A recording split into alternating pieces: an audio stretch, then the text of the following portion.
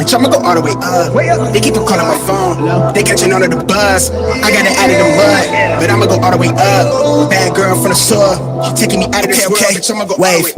Nice guy with a cold shoulder. You be cool, but I don't know you. Wrote a flower and I'm off the potion. Give me superpowers and I won't stop. To the bank roll on supermassive. Big bank for the space chatter. Way up in the squad NASA. Couple filled with the dark magic. Subtle flex when I run a race. Tell these rap niggas eat my dust. Lil baddie after cellular. Talking life and I would set it up. I'm a sharpshooter, yeah, Will Smith. Call me Prince Park, let me freshen up. Bay boy on a level up. Way up, near the nebulas. I'm never copping a chain. Cause I see it all through the frames. And I leave it all on the pages. Feeling like they want me locked in a cage. They want us all in the fake shit, but I'ma go all the way A with it, cause I don't feel all the way safe here. Nah, spray the champagne shower up in the air. Stunner goggles, what the fuck is a flute? Untamed and she wide off the goose. Ghost ride, bitch, I come through the roof. Fuck 12, cause they all on my tail. Hella wild and I break all the rules. Chill, bro, you way out of line. Yeah, I know it's a mood. Bitch, I'ma go all the way up. They keep on calling my phone. They catching on to the buzz. I got it out of the mud, but I'ma go all the way up. Bad girl from the sewer. She taking me out of this world, bitch, I'ma go all the way. Got the JD squinting, got the Katie spinning, I'm outrageous with it, going crazy with it. Got the phrase jumping off the page, gifted, got the waves pushing, got the neighbors tripping, got the trap booming, jumping out the speakers. Drip on me, jumping off the easel. Gold wristed, couldn't tell me shit, bitch. Nah, bottle fisted. Cooking the bars, turn a lab into a living kitchen. Niggas grimace when I water whip it. Subtle flexing to the candid image. Come from pushing in the S type with no license, gas load, the windows tinted. Still couldn't see me with the zoom on your little vision. Nah, we are not the same, we got different lenses. No one snapping like we something real, vivid, keep it realistic. Fuck the split it with my day ones. Got the label making bank runs, cause a train of thought like a freight. I'm the type to get a late start. You the type to be afraid, huh? I'm the type to never have things. You the type to have it made, huh? Yeah, wave. And I keep you to the flame, huh? How they got me going this hard? Really, I'm the type to never say much. Vice grip, got the game clutch. Every song make the stage rush. I always said making money might change things, but never let it make us. Bitch, I'ma go all the way up. They keep on calling my phone. They catching on to the buzz. I got it out of the mud, but I'ma go all the way up. Bad girl from the sewer. She taking me out of this world, bitch, I'ma go all the way up. They keep on calling my phone. They catching on to the buzz. I got it out of the mud. Bitch, I'ma go all the way up. They keep on calling my phone.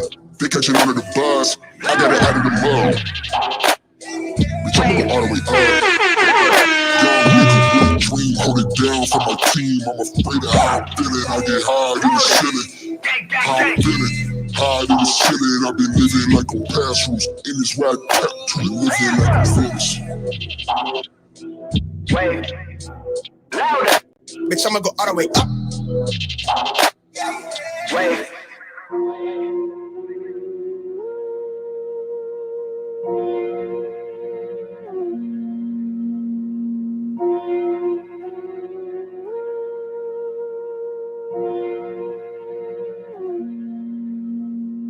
Flexing ain't discreet about it. Extra read about it. Say you wanna beef about it. We gon' come and see about it. Flexing ain't discreet about it. Extra read about it. Say you wanna beef about it. Find out nothing sweet about it. Flexing ain't discreet about it. Extra read about it. Say you wanna beef about it. We gon' come and see about it. Flexing ain't discreet about it. Extra read about it. Say you wanna beef about it.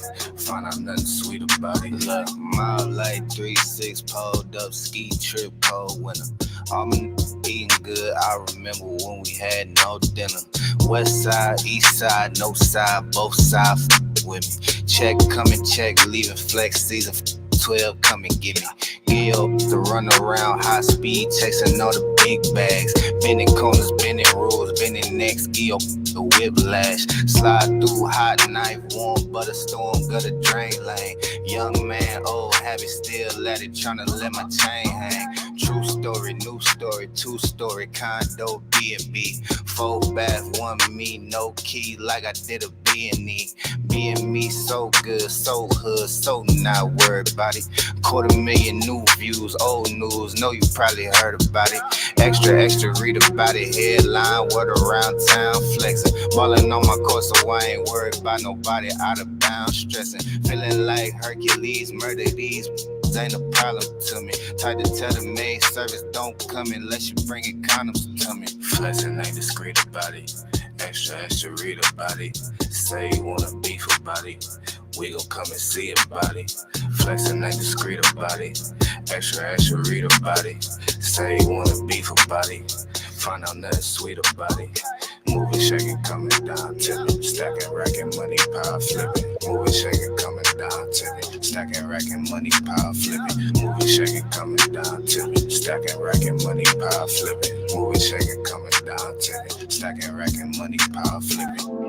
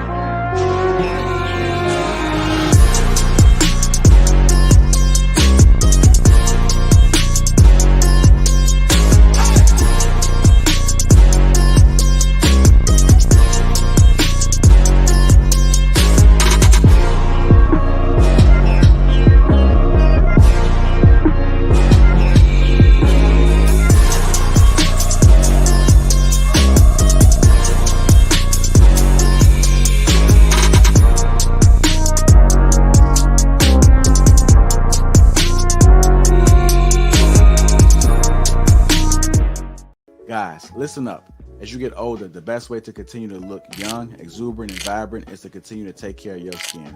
That's why I'm excited to have Teej Hanley as a sponsor of today's video.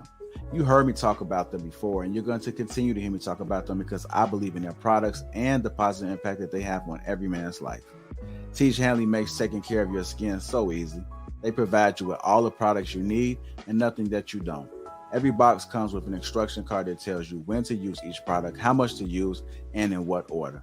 Lapeef family, I must admit, skincare wasn't always something I always focused on, but since I started using this system, I've seen improvements in the way my skin looks and feels. And you don't have to take my word for it. They have over 5,000 5-star reviews on their website from satisfied customers from around the world. I recommend you start with the level 1 system, which comes with all the basics: a daily face wash, an exfoliating scrub, an AM moisturizer, and a PM moisturizer. In addition to amazing skin, members of Teej Hanley get tons of benefits, including at least 20% off retail price, the ability to customize your box, pause or cancel at any time, and free US shipping. And because Teej Hanley is sponsoring today's video, they're offering my viewers a great deal. Just click that first link in the description and you'll get 30% off the first box plus the free gift. Seriously, that's an amazing deal. Even though it's too early, as I often say, it's never too late. Click that link and get started today. Let's just have a conversation.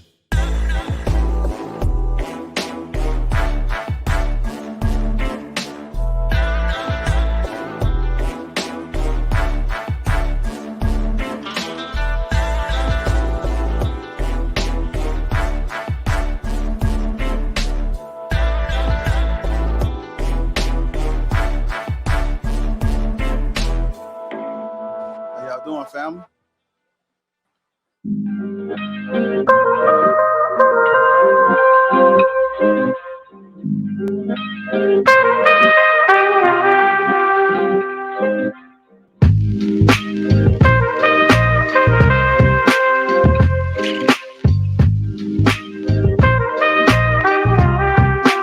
What's going on, family? Welcome to Lapeef Let's Talk. Let me go and introduce the crew. We got Nas, Precious, Trigger Mike, Lady Di, Mr. Viral, Sweeney, Penny, Trev Smooth, Mommy 3 Love, me myself from Lapeef JR. Welcome to Lapeef Let's Talk.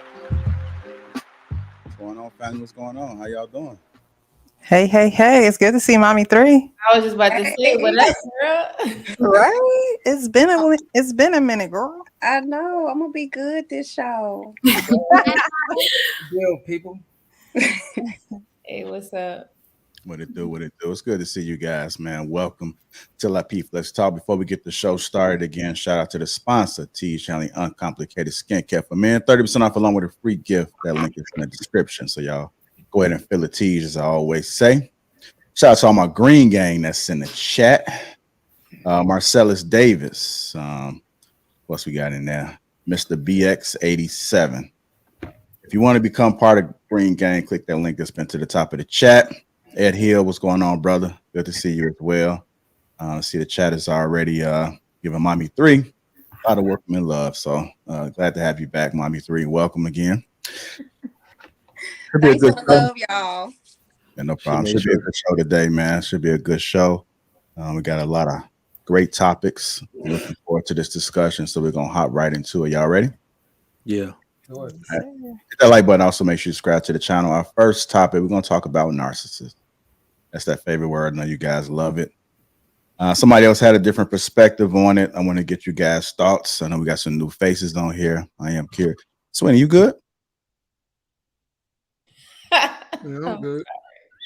You sure? I hurt your feelings. Long night, man. Oh. Yeah, his wife just did something. If y'all ever want to know what that hand on the cheek look like, yeah, his wife just did something. Long night, man. Still recovering. Oh, Sweeney went that long. Come on now. I was up at what time was that? 7? Yeah, me too. Yeah, 6, 7. Yeah, I've been working all day, so man, you'll be all right, man.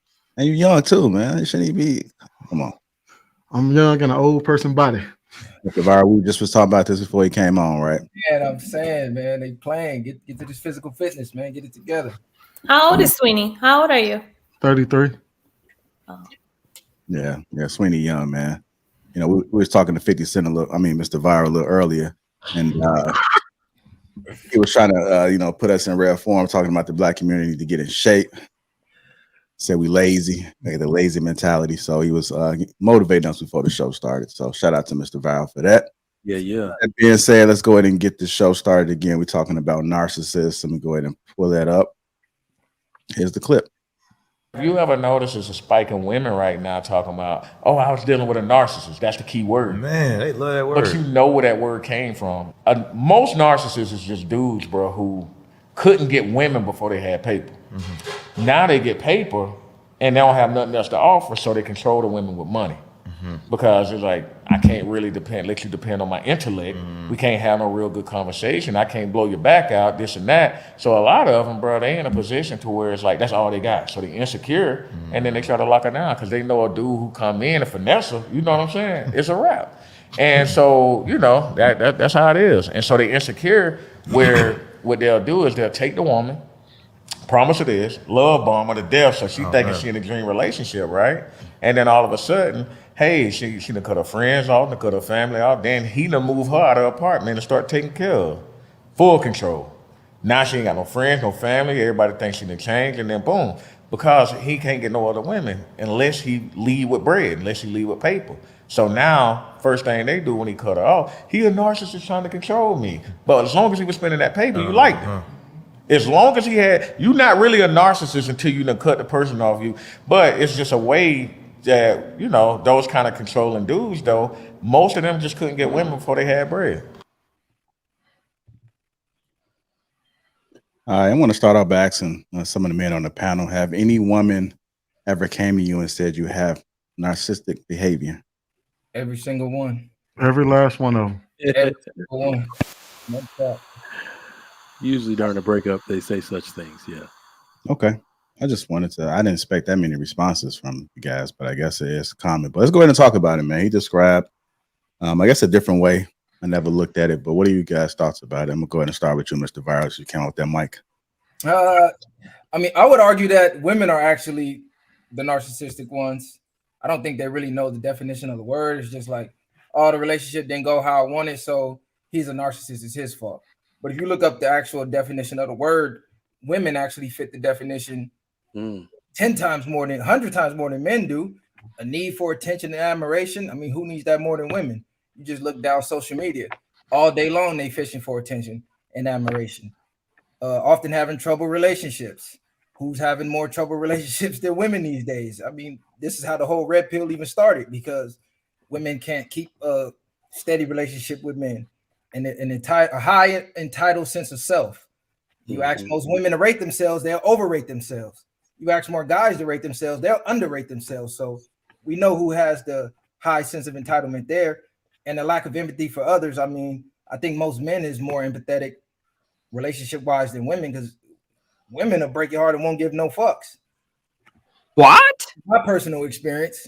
If you deal with women, they'll just be like on to the next. I mean, after the relationship, they look at old girl with who's dude in the NBA. She's online talking about putting out his sex tapes, trying to get him traded from the team, trying to ruin his whole life basically over her emotions, where he's just like kicking back and just like, you know, life goes on type shit. He's more empathetic to her personal life than her. She's trying to ruin this man's life. And I just seen that time and time again. I've dealt with that personally myself time and time again. Even if the relationship ends on bad terms, I'm just like, you know what?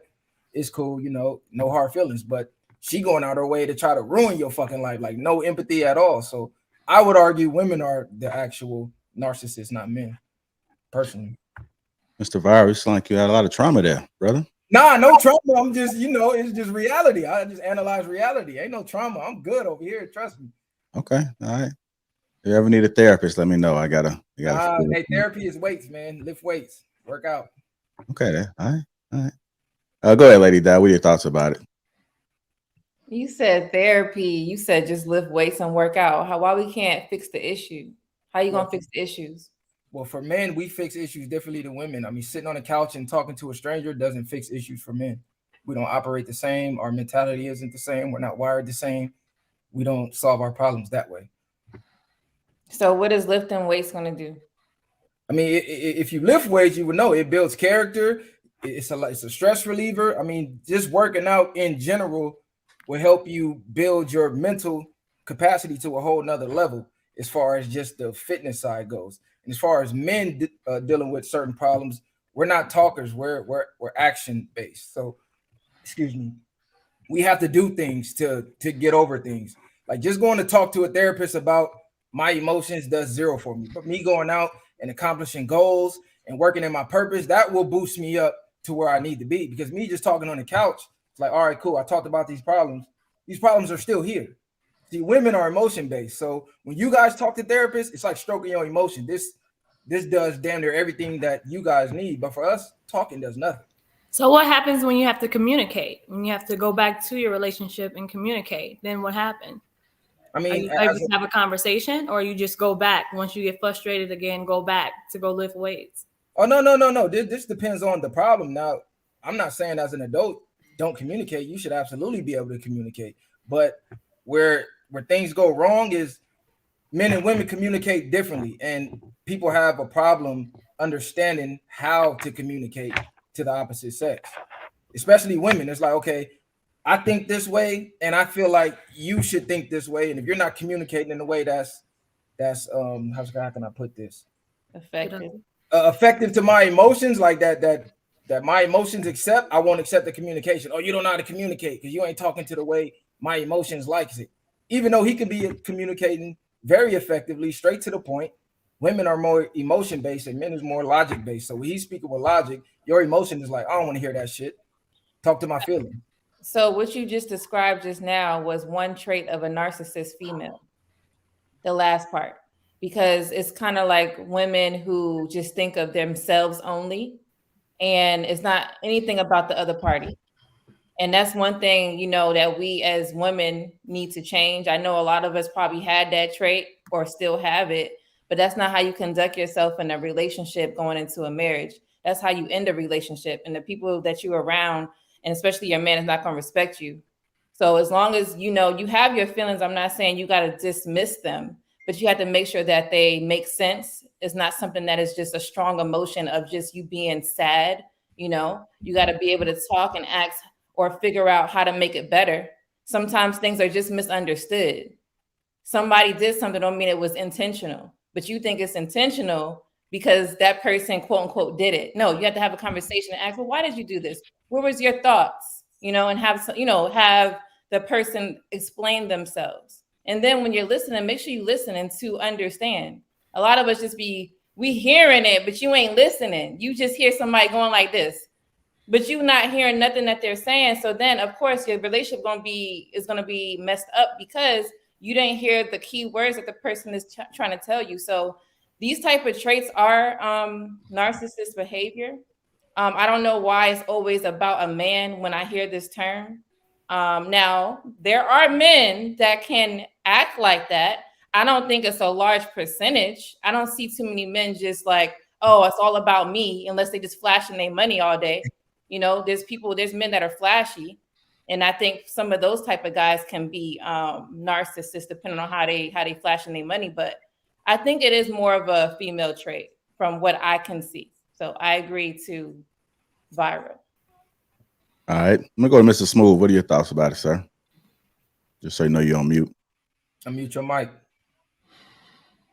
Yeah, I feel like nearly all women behave like this, right? It's very difficult to have a logical conversation with the woman, period. Most times when you have a gripe or there's some type of an issue, women are going to be emotional about it. And that's the way that they communicate emotionally. And they want us to be able to ride that wave with them, but we really can't. We can't ride an emotional roller coaster with you. We want to talk it out. We want to solve the problems. But in most cases, women are very offended by everything that you say. So it's very difficult to come to a resolution when women are behaving in that manner. When you can't even talk to them and you say, hey, listen, this is what we're trying to do. No matter what you say, they take offense to it and they think that you're trying to come at them. And I'm like, okay, well, like, are you listening to me? Are you even listening to what I'm trying to say? And they don't really care. And to me, that's a narcissistic trait right there, just by you not even being able to have any empathy for what the man is feeling or what the man is, or the point he's trying to get across or anything. In many cases, women put their emotion before everything, and that's it. Okay. He was talking about a man. I don't know. Yeah, no. That's what I was gonna we say. believe that women are more narcissistic. Hey, Switch it up on y'all ass. I mean, that's what I'm saying. So no man ever. Right. I mean, I know a lot of men have guy friends that act like this. Mm-hmm. Okay, And I think that a lot of I think it was accountability. what he I'm was- not gonna bash But- women like that because it's a lot of women that are narcissists that I want to get into that with. But it's like I don't see a man taking accountability for the love bombing and doing all those things because most guys that are narcissists, they're broke men. Like those men that use their good looks to go sleep in the bed because they ain't got nowhere to fucking sleep, or they need to go get that car that because they don't have a car, so they want to love bomb this woman so he can ride around in her shit to go be with other women. How does that make him narcissistic though? He using his looks, he's using things that he have to get what he wants. Everybody, isn't that what all women do? No, but every human Yeah, does. we know women do that. We talked about women throughout this whole segment. We talked about women, but I want to hear about men. So you never been around a friend guy because you so perfect.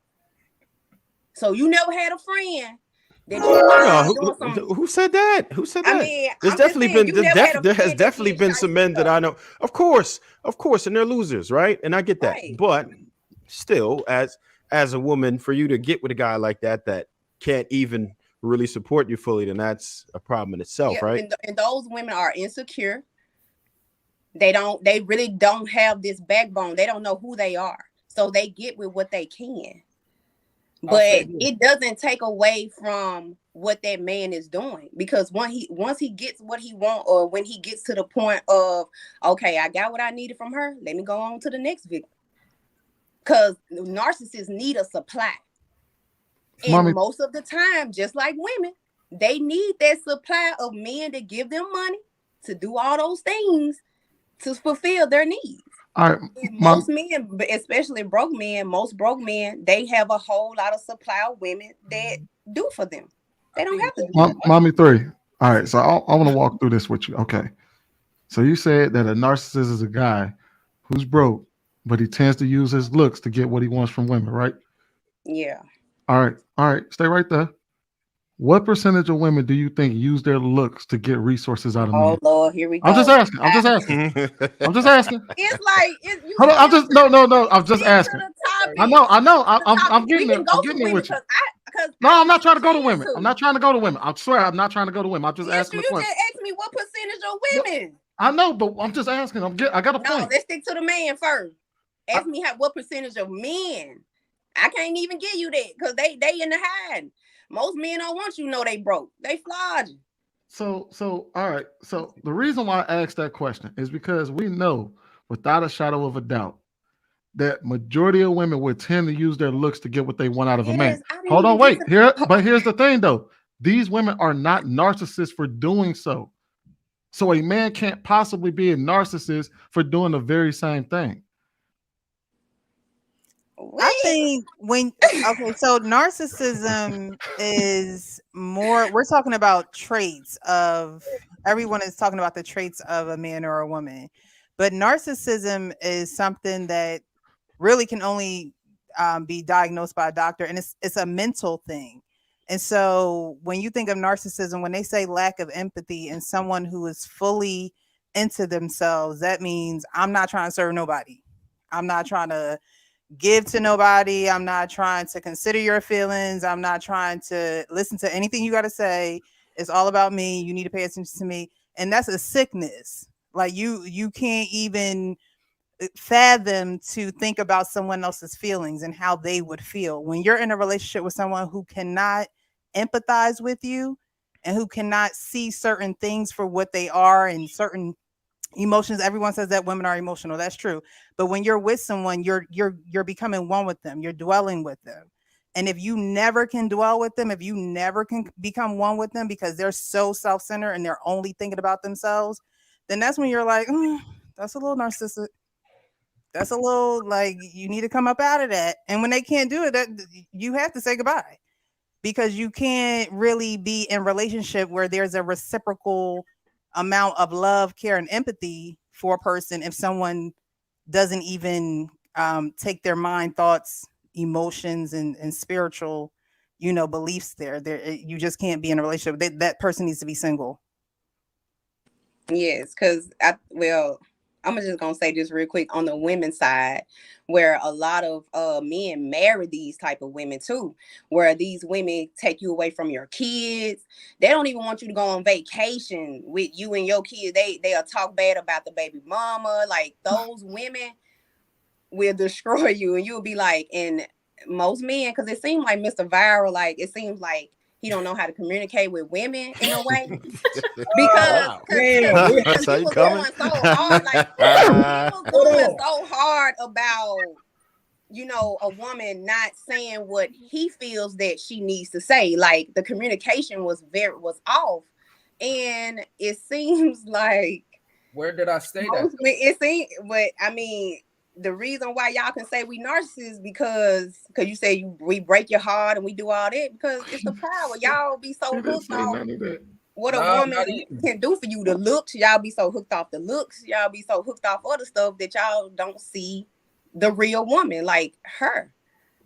I said that because of the actual definition of the word. Like if you look at the traits of a narcissist, it fits more modern women than men. This is what I'm saying.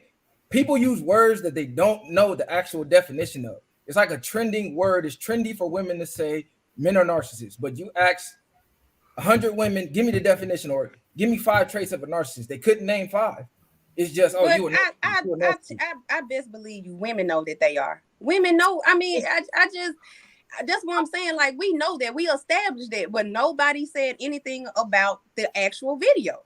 Okay, this is what I would say. I would say in 2023, 99% of people in general have some traits of being a narcissist. Mm-hmm. Just having social media alone gives you traits of being a narcissist. What is social media? What is Instagram? You post on Instagram for attention and for likes. So you're fishing for attention. It gives you like a sort of self-importance feeling, like, oh, I got a lot of likes. I'm getting a lot of attention on this video or this picture.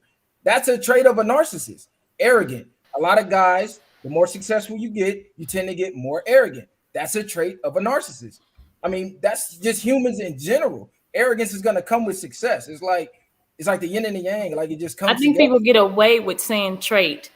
So you don't have to be diagnosed to say the trait. So I think trait is popular. So if you pick one thing out of the definition, and you're like, oh, he must be that because he has one characteristic of that, or he displays one trait. So that's what social media gets away with. But I think you get lost when you start to saying men have it more than women or women have it more than men.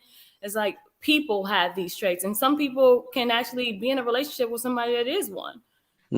That's what you sign up for, and you can handle that.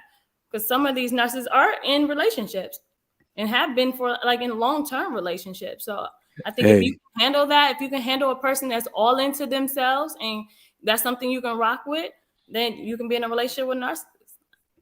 Yeah, have y'all ever seen 2 narcissists in a relationship? Yeah.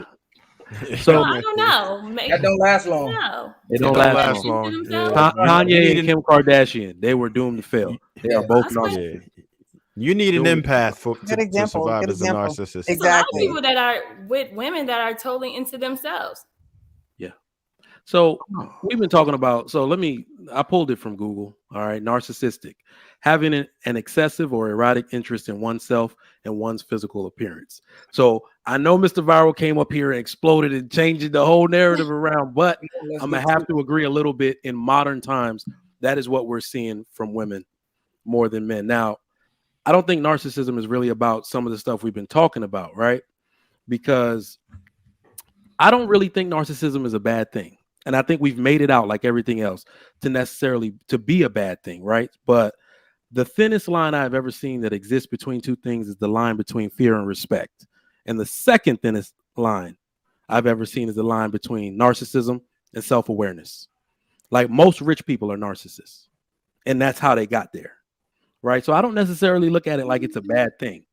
And the one point that I wanted to make kind of on Mr. Viral's point is that women love narcissists.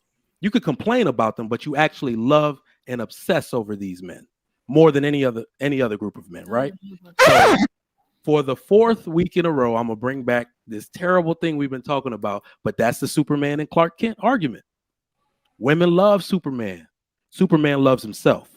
He wants to go save everybody, and he feeds off that energy. And once you realize that this man is more in love with himself than he is you try to change him back into Clark Kent, because that's the version of a man you can actually deal with. So I don't know. I just feel like on this particular narrative, narcissism isn't really a bad thing. And I do think it is, in this day and age, because of social media, more attributed to the women's side. What do y'all think? What about Batman? Now, I could say in general, it's not that bad. But when it comes to a relationship, right? When you're saying, okay, now when you are obsessed with caring for yourself in a relationship, that's when it can be problematic, because at some point you're going to have to provide, you're going to have to give to the other, you're going to have to respect what your partner's talking about and understand them. And if you are a narcissist in a relationship, it could spell for something really bad, just because you have to consider others in that aspect. So I wanted to jump in here. I wish we would give the word narcissist back to the professionals, because your average person can't tell the difference between a trauma response and a narcissistic trait. There are a lot of people out there who are self-absorbed because of the way that they grew up and the traumas that they dealt with. There are people out there who refuse to be empathetic or don't have the capability to be empathetic because of childhood trauma or even adult trauma or complex trauma. I think the moment we stop trying to label people and start to seek understanding in why this person is the way that they are, and try to come together from that point of, is this something that I'm capable of dealing with, especially in romantic relationships, and being honest about your capability in that sense of what you're able to take on, I think we can start to move forward. But everybody naming each other as narcissists, I think is gotten so out of hand that narcissists are hiding among us and we can't even tell because we're calling everybody a narcissist. Like, it's just become that wild in these streets. Hold on, Enos. Who's calling who a narcissist? I've rarely ever heard a man call a woman a narcissist. So I don't know that men are using the label, but men are usually women are narcissists. What are you talking so about? on this panel, the men have definitely been the All first just ones said to I've never pointed in a woman's face and be like, "You're a narcissist." Never in my life. Yeah, would I do that. but if I've most never of the done men that. on the panel This- are saying that women No. have Women more exhibit narcissistic behavior, in our opinion. But That's I all do we're agree. saying. I do agree with Inaz is that the term has been diluted and overused, and it does need to go back into the professionals. And I think in the context in which we're talking about, women use it against men when they realize what they don't feel fulfilled with whatever it is he's doing. Like literally, if he's more absorbed with himself, his purpose, his money, he didn't do something for her. You're a narcissist. You're a narcissist. Like they've overused and diluted that word for years. So I think it's the reason why it seems like men are talking about the term is because women are talking about it. So it's kind of like, okay, well, I'm a narcissist. What? Let's go look up the definition. Since men are more logical, they're gonna be like, well, hey, this is not me. This is you, ma'am. You understand? So now it's kind of like it's being thrown back in the face. I don't think men were just like, yeah, you're a narcissist. They're not walking around, and I have never heard of that with this term until a couple years ago. So meaning like it's being called to somebody in a relationship. It's some new stuff is trending. So what did you mean? Like, I think Mr. Viral alluded to it earlier that men and women communicate very differently, right? So I don't know why a man would point out that a woman is being a narcissist, but men will point out when a woman is being self-absorbed or if she's not listening. Sometimes that response is not verbal. Sometimes it's just shutting down or disengaging, right? So it's not to say that the interaction of thought process isn't happening. It's the finger pointing that isn't necessarily happening. But see, narcissist is like a collection of things. Saying someone is self-absorbed is one thing that the person could work on. When women are throwing this term at a man, it's kind of like, whoa, they're catching like 5,000 different traits. And I'm like, wait, that's not, I don't do all of this. Maybe that one, so it's kind of like, how is somebody going to change if this one term that covers everything is how are they going to change like that? You got to like pick one and work on it and continue to grow. Okay. So I'm in agreement with a lot of y'all that this term is being overused, right? And I think, first of all, I agree with Nas that we need to hand this back to the professionals. Majority of people are not narcissists. In fact, it says here that having narcissistic tendencies like bragging or making yourself the center of attention are normal when they occur occasionally. So if you watch a football player that gets in front of a camera and tells the world that he's the best player on the planet, yes, that's a narcissistic tendency, but they don't make him a narcissist. And then there's also the tripped out fact that there are they have done studies that there are more men that are narcissists than women, 7.7% versus 4.8%. But we have to stop throwing that word narcissist around because majority of people are not narcissists. We just see something, we just see a tendency that we may see in them, and we're like, oh, well, you must be a narcissist because you exude this tendency. But it's actually maybe a normal tendency if given context. So if they're not being receptive to what you're saying in that moment, there may be a reason for why they're not being receptive. That don't make them a narcissist, but a narcissist would have that tendency. Y'all get what I'm saying? Yeah, I get what you're saying. I mean, honestly, I just think it's more of an emotional response from women. I mean, I personally don't care when they say or label me a narcissist. I just think it's just one of them things you just got to deal with. I think the difference between men and women is men understand the ways of women, like the negative and the positive, but we accept it fully. Like, all right, these are the negatives. We know that ain't going to change. It's been that way since the beginning of fucking human history. It is what it is. If you want to deal with women, this is what comes with it. Whereas women is like, damn, they don't want to accept nothing that they don't agree with. I think that's the main difference is the level of understanding of each other, even the level of understanding of like communication. Like mommy was saying, oh, you don't know how to communicate, simply because I said, well, women communicate with emotions and men communicate with logic, which is a fact, which is why it's always a disconnect, because no matter what our emotions feel, we want to look for the facts. We want to look what makes sense, whether it make us feel good or not. If it makes sense, it just makes sense. Whereas women it don't got to make sense. It just got to make me feel good. So yeah, I just feel like more women are just naive because they know what they can use to get what they want from men. I just feel like it's just, women be feeling like they need that fair exchange. They become naive. They become something that they're not. Just like how they say, like how the man said, "Oh, men love bomb." Women do the same thing. They get what they want. Also, if we're going to throw around the term narcissist, right? Why is it that we only tend to hear somebody call someone a narcissist when we're talking about a romantic relationship? So, say for instance, Mommy 3 and Smooth are dating, right? They have a blowout, they have a breakup, right? Mommy 3 will call Smooth a narcissist, but I'm friends with Smooth.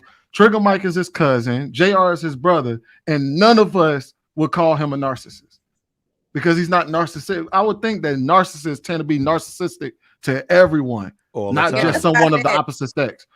And that's the whole thing. You always get the testimony from the person in the relationship, right. I was like, and that's it.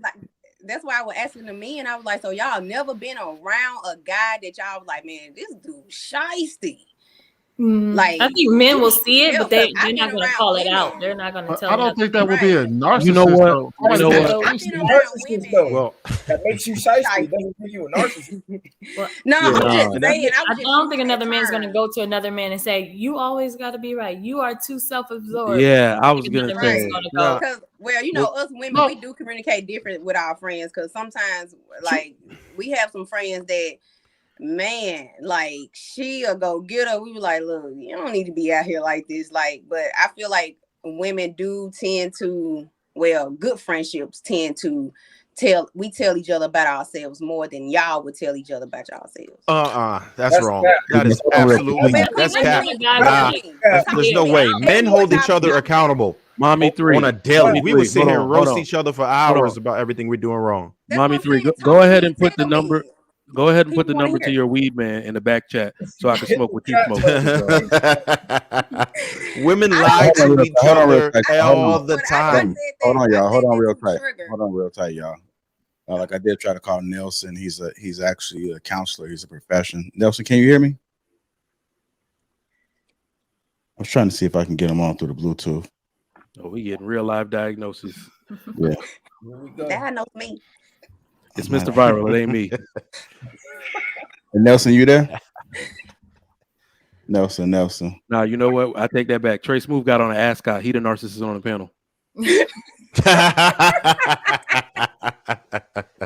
All right, give me 1 second. I'm gonna see if I can get him on. Y'all go ahead and keep talking. You really think that? I said that to trigger them, to ask them, you know.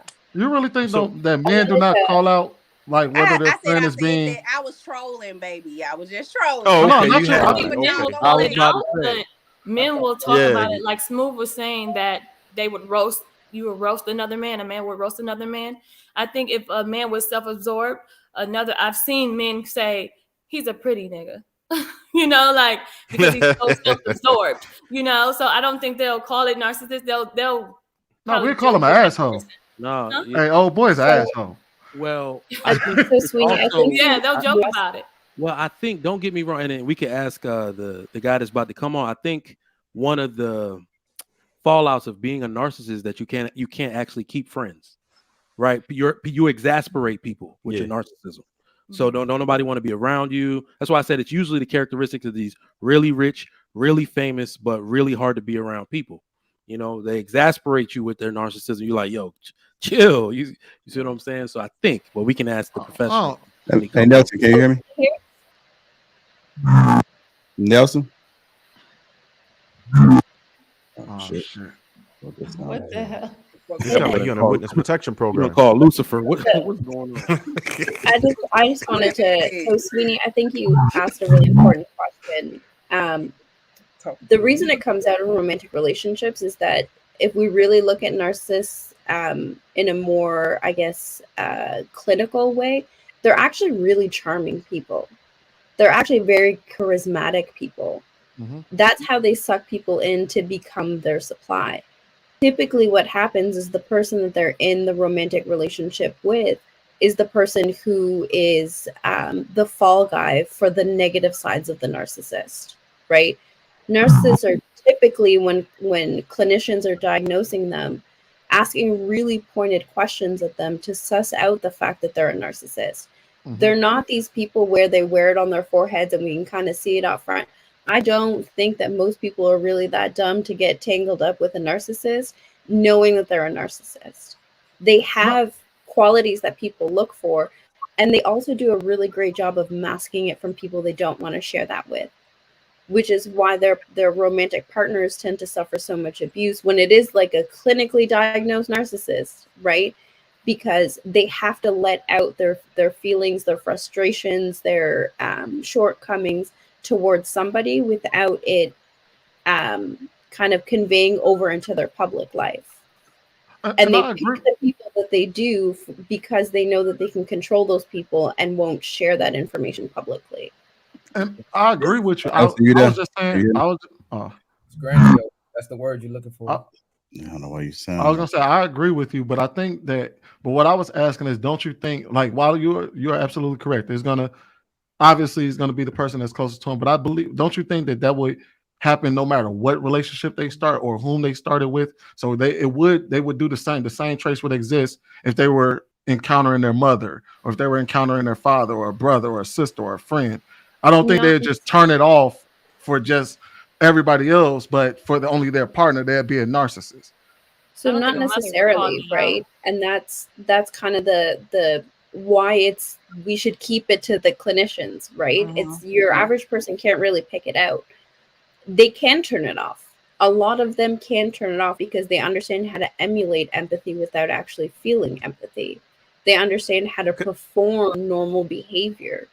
Right. So that's what makes them so masterful, is to them, it's second nature to be able to switch on and off their personalities. Well, let me ask you this. Do you even feel like Nelson again? Nelson, Nelson, yeah, I'm here. Okay, there we go. Oh, there we go. All right. Welcome to the show, Nelson. You mind giving everybody your credentials and then go ahead and speak on it? Yeah, I'm a nationally certified counselor and a licensed professional counselor, and I specialize in personality disorders. Okay. All right. So go ahead. Yeah, no, that's no problem. Part of what y'all explained, like there's little bits of what you're saying that are right, and then there's other elements that are wrong. When you think about narcissists, it is widely overused, and it is because people will hear about one trait or two traits, and they will automatically assign it to somebody. So they'll see somebody that's arrogant, and they apply the term narcissist to it. But with real narcissistic personality disorder, you're talking about a combination of 5 traits out of 9 that a person shows a pattern of on a continuous basis. So it's impossible to have one conversation with somebody and determine that they are a narcissist. And also we get it really confused to where there's different levels of narcissism. So there's the overt, there's covert, there's malignant. So without diagnosing anybody, if you looked at somebody that's a bit more overt, you would look at like a Donald Trump. You can listen to the way that he talks, talking about how great he is and all the great things he's done. It's the grandiosity. It's having this sense of self-importance and this sense of uniqueness that nobody else has. They require excessive admiration. They are interpersonally exploitive. And yes, they do lack the empathy, but it's very subtle in a lot of ways. So you got your Donald Trumps that are very overt, and then you have which are, to me, the more difficult ones to catch on to is the covert ones. That's more of like your LeBron James type people.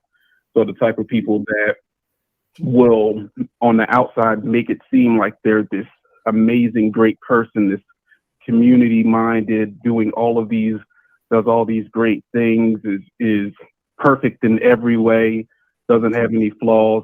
But you look under the hood and everything that they say goes back to, look at how great I am, give me the praise, requiring the admiration. So those types of people will claim that they're the greatest of all time. They will pay people to praise their name. Like and in relationships, it tends to be really difficult because it wears people out inside relationships. So they start off by love bombing people and making them feel like they are the best person on earth. And that's how they hook you. Somebody mentioned earlier about those types of people being like really charming. That is true, but it goes from that love bombing and that charming nature to persecution, to where they are blaming you for something wrong that you probably didn't do anything wrong, but they have to put you down in order to make themselves feel better. So they'll go through this cycle of love bombing you, then persecuting you, and you always end up being the one that's apologizing or giving in, because there's a couple of tools that narcissists use, which is manipulation and gaslighting. Gaslighting is also way overused, but now because they are gaslighting you, it causes you to question your own sense of sanity. And you see a lot of people in relationships, like they'll say to themselves, like, I can't be crazy. Like, I'm not the crazy one. It's because they've been manipulated so much to even the simple things. They find a way to twist it and make it seem like you're in the wrong. It's those people that they'll get your family members to turn against you. They will argue with you, and like I had a couple that came in, and the husband was always arguing, verbally abusive, sometimes physically. But what would end up happening is, on the outside, he looked like such a great person to everybody else around and to the person's family, that he pushed her buttons so much till she snapped and finally fought back. And he calls her mother and says, hey, I don't know what's going on with so-and-so. I'm really worried about her. Can you please come and check on her? And so now she looks crazy in the eyes of her family and her friends, because this guy's just trying to look out for you. He's just trying to do right by you, and you're acting up. And so it can literally just drive you crazy. So it is something that really does need to be left to the professionals. And I know they do have statistics out there that about men being more narcissistic than women, or having more of the traits consistently, but It's more than likely inaccurate because it's a very difficult thing to diagnose because nobody comes to counseling and says, hey, I think I'm a narcissist. They tend to bring their partner into counseling, telling the counselor to fix their partner because their partner is the problem. So you really, even trained professionals, they have to really be specialists in that area to really effectively diagnose. So that's just kind of like the small summary of what narcissism is. All right. You hear that, lady? A question. You hear that? All right. We're going to go to Mommy 3 and then Trey Smooth. And we're going to transition to the next. Is he still online? Yeah, he's still on. Can I ask him a question? Do narcissists, like, do they record you a lot when you're, heated, or when they do something? Do they tend to record you a lot to make you look like the bad person? Well, I wouldn't say record, even though that's something that would happen, but they definitely use you acting out like they use that to their advantage in terms of making sure that they're painting a picture. Because somebody mentioned that narcissists have this unhealthy love of themselves. That's actually not the case. They have an unhealthy fixation on their image. So they do things that make sure that their image is preserved. So yeah, it can be recording an argument once you become the one that starts to go off and making sure that, they didn't, don't get themselves recording or anything like that. It's part of the manipulation. So yeah, that absolutely can happen. Thank you, because I'm back in school and I'm actually doing a paper on that. It's so crazy because Blueface, whatever, he does that to his baby mamas. He records them acting out after he done already caused the problem. And I was like, I think that he has, those traits. He might not. I'm not gonna say he is a narcissist. I would leave that up to the professionals, but I feel like that is a trait that most people have, that they do, because women do it too. You do see it. You see a lot higher concentration of that with celebrities, just because of the nature of being a celebrity. Like, you kind of already have to have this unhealthy fixation on your image and this sense of self-importance to even really make it to that level, or to even just thrive at that level. So you do see it a lot more in celebrities. Okay, thank you. Oh, all right. I was going to ask you, what percentage do you feel that people that are narcissists actually recognize that they are, and what types of people are they most attracted to or would have the most success in a relationship with?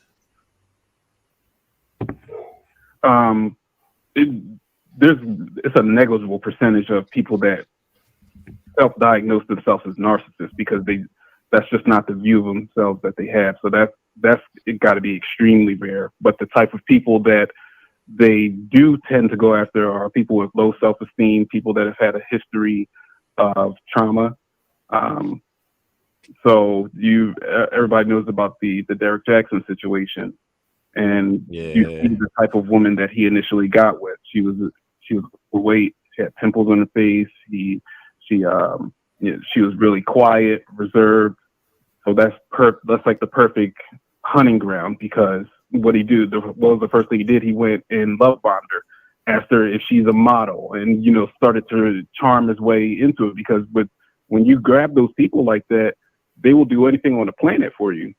So he did that to create the image of, look at this good man, and it was all for that, the whole branding, to make sure that even the less attractive women in the world, look, you can have a man like me, and that you shouldn't settle for anything less, and then allow them to make a lot of money. But yeah, it's typically people with low self-esteem tend to be people with traumatic past. Thank you. All right, we gotta get final thoughts on this. Anybody else want to just say one quick thing before we move on? We're going once, twice. All right, Nelson, I appreciate you coming in and adding value to the conversation, sir. Yeah, no problem. Thanks for having me. All right, no problem. All right, y'all. Y'all good? Yes. Yeah. Yes, sir. What's the next one? What's the next one? Trigger. Yo. Man. Oh, Can man. you hear me? Yeah, I can hear you. You had a question for me? I can't hear you. You can't hear me? Mommy, you I heard really doing a paper on I can hear him. Oh, I was doing it on like my family because my baby dad, he was in the military and he was a crazy. So I'm just doing a paper on like my life. It's just a term paper that we got to do. And I just chose my past. Your baby daddy be recording you when he make you go off? Hell Look at Mommy 3 acting the damn fool out here. That sounded personal. That sounded a little too personal. Yeah, because I had to ask because I want to make sure I put some facts in that paper. Like this motherfucker. Hell. I knew it. I knew it. Can y'all hear me? Can y'all hear me now? Yeah, I can hear you, man. I put it in the chat like Nelson says. People always try to self-diagnose people with NPC. Mommy 3 love. So listen, this guy. They sent him to the VA, and they said, "Oh Lord, we so tired of seeing this boy come to this VA because this motherfucker crazy." That's why. Oh Lord, how did I know? I just knew. Lord, I knew it wasn't about. I knew it wasn't about Blueface. I knew it wasn't about Blueface. That was when he said celebrities. That you seen Mommy 3 face shut down. She was like, "Oh, celebrities." She knew it was about her baby daddy the entire time. Gonna throw Blueface in there. For real though, but I had to go to therapy. Like when you deal with a person like that, you have to get yourself fixed. Like you really do. When you've been with a person for a long time and they just start to have those traits, I'm not gonna say he's a narcissist. He had those traits. Hell. Then you had to go to therapy. You gotta get yourself together. Hell. She goes, I was doing a paper on Blueface. And he was like, yeah, celebrities tend to do that. She was like, shit. He said celebrities. God damn it. I should have just told the truth, ain't it? Should have just told the truth. You gotta tell the truth in therapy. Or you gonna get misdiagnosed. They gonna say you schizo. Can we move on to the next topic? Golly, baby. I trigger my. I got everything set up. Let me get through it. Hit the like button. Also, make sure you subscribe to the channel. Go to get to these super chats, man. Shout out to Malevolent Elephant. Damn, my sound effects is off. For the $99.99 super chat. Appreciate you, sir. Nelson Media 199. This is who was just on. Says narcissism is absolutely a bad thing. The Will $5 also a member says my favorite Mississippian is back. LOL. Mississippi variant. Boy, I tell you. Will G $5 also member says Clark Kent was Superman's interpretation of human men based on how he views them as being incapable, weak, and timid. Lee 1999 says women use P to get a man, but when she's rejected, he's broke and a narcissist. Why are men always amazing before you sleep with them, but horrible once you don't get what you want from trying to manipulate using just P? Because they're narcissists. Ali again 99 says most women know they just good for one thing. If a man get sex and women don't get rings, who's truly valuable? He didn't try to change you. You tried to change him. Men still marry. Most women just aren't who they think they are. Damn. Ali need to come sit in my chair, bro. Will. He be dropping $20 bombs just to talk. I'm like, boy, I can only imagine. Ali, let me work on your beard, bro. Women is reality is based on their feelings. Men equals our feelings are based on reality. I am inspired too, $5 says, but none of you suppose strong black men scared to check Pookie and Ray Ray make it make sense. Marcus Evans, $5 says, what's going on, everyone, and welcome back, Mommy 3. To go, $10 says, it's one thing to diagnose someone with a mental issue that medical professionals came up with, but what is the origin of these words? The term narcissistic or narcissist didn't start as a medical term. BZ, formerly Baby Zaddy, $2 also. Remember says, yeah, my ex most definitely was a narcissist. You guys are giving value out there.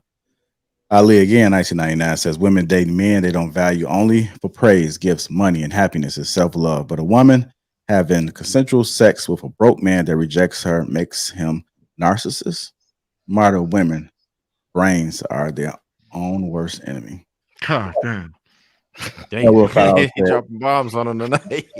anybody who sees Mommy 3 live on IG knows she needs no assistance acting up on camera.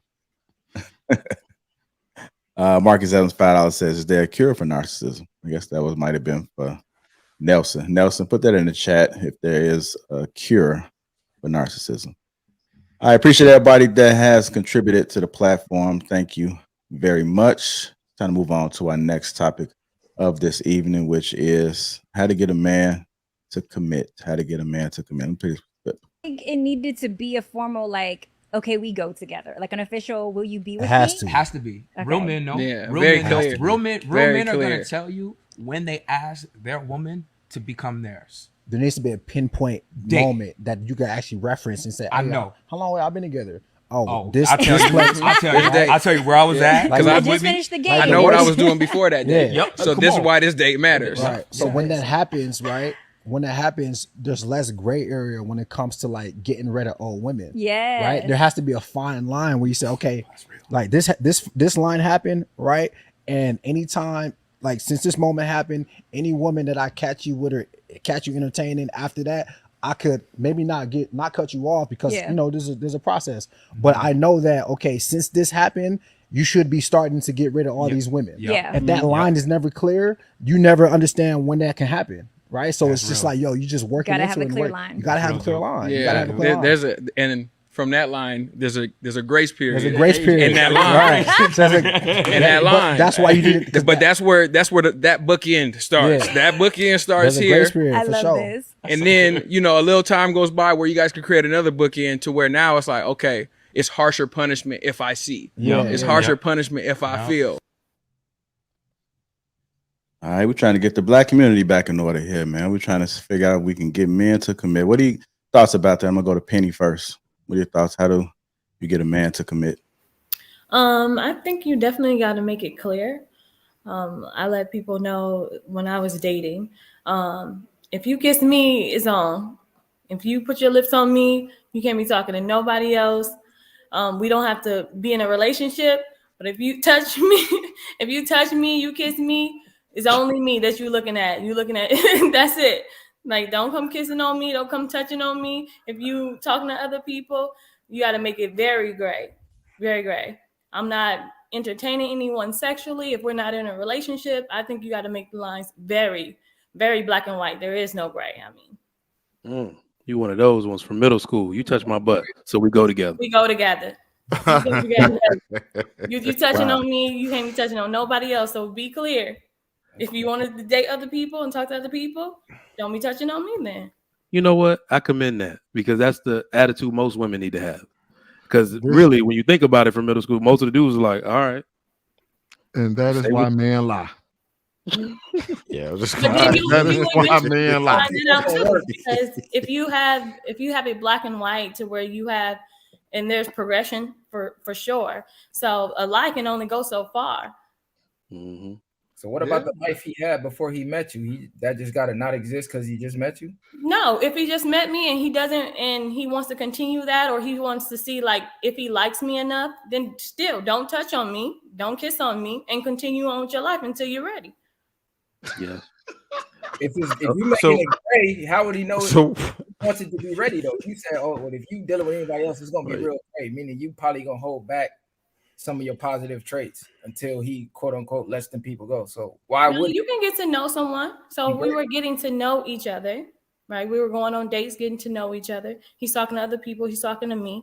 But when you we go on dates and then you want to have a kiss, or you want to, you want to have Netflix and chill and just be chilling. No, we got to be. It's just me and you then. Okay, who's paying for these dates? Let me ask that. He is. Ain't nobody got time for that. Hold on, so he got to. Hold on, so he can't tell to nobody. I mean, I feel like when it comes to paying for dates, I don't even go. I mean, in the relationships that I've been in, talking that who pays and who don't pay, you pay, I pay. I've never had those conversations with the type of men that I talk to. So I don't think that's even a conversation. You pick where you want us to go. And you pay for where you want us to go. If you want to go somewhere where it doesn't cost for you to pay, we can go. But if you can invite yourself to a man's pockets, he should be able to invite himself to your body. Like, I don't understand why that's an issue. I don't think it's an issue for you, and other women may not think it's an issue, but I think it's for me. It's not for me. So let me ask you this. Okay. In this particular situation, right? This dude, he's coming out of his pockets. He's giving you time, resources. Like, okay, we're giving each other exchange time and resources. Yeah, but he's paying for everything, right? Huh? He's paying for everything. He's paying for everything, though, right? Sure. So he see fits, yeah. So what I want to know is what is it that you offer in exchange? Because most people are not going to start to finance a car without test driving it first. I mean, a car. I would never. I don't compare. I would never jump into. Women men do compare women. Women will always be cars to us. It is what it is. It is what it is. You ain't gotta like it. I wouldn't be able to tell you what that would be like for a man who's concerned about his pockets that way. I couldn't tell you because I've never aligned myself with someone who cared about that. So I don't be concerned about my pockets. However, I'd be concerned about test driving the car. Smooth. Hold on, wait. Now my bad.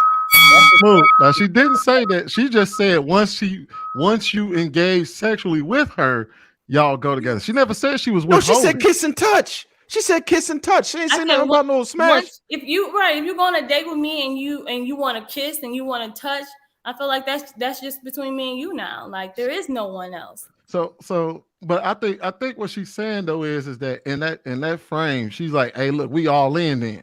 Once we get to the kissing and touching, we all in. It's us. I mean, I don't think she's gonna be like, all right, now that it's all us, I'm gonna hold out for the next 6 months. But as far as getting to know, if you're kissing on me, then that tells me that you're only trying to get to know me, and I'm only trying to get to know you. I don't know. Okay, so let me ask you, what base does a man able to get to on that date? Like once you start the kiss, is that a go? Is that all the way in, or is that just like, okay, we kissed and then now we go together, but I ain't get to smash? No, I'm not saying that we go together if we do kiss, because a lot of people, they just date. You kind of did say that. Say it again. I'm sorry. I said you kind of did say that. No, I'm saying if we are dating, because I did this with my boyfriend now that I'm with now. Okay. And I let him know, like on our first date, that sure, you can talk to whoever you want to talk to. I can talk to whoever I want to talk to. But when we get to a point to where we're kissing and we're chilling and things of that nature, then it's just me and you talking to each other, trying to get to know if we want to be in a relationship with each other. Gotcha. Here's what I'm having trouble understanding. You keep saying kissing.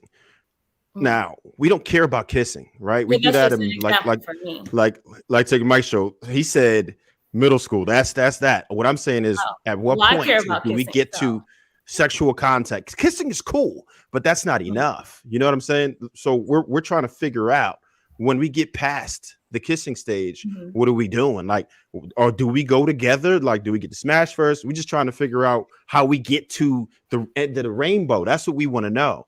What do we have to do? Go ahead.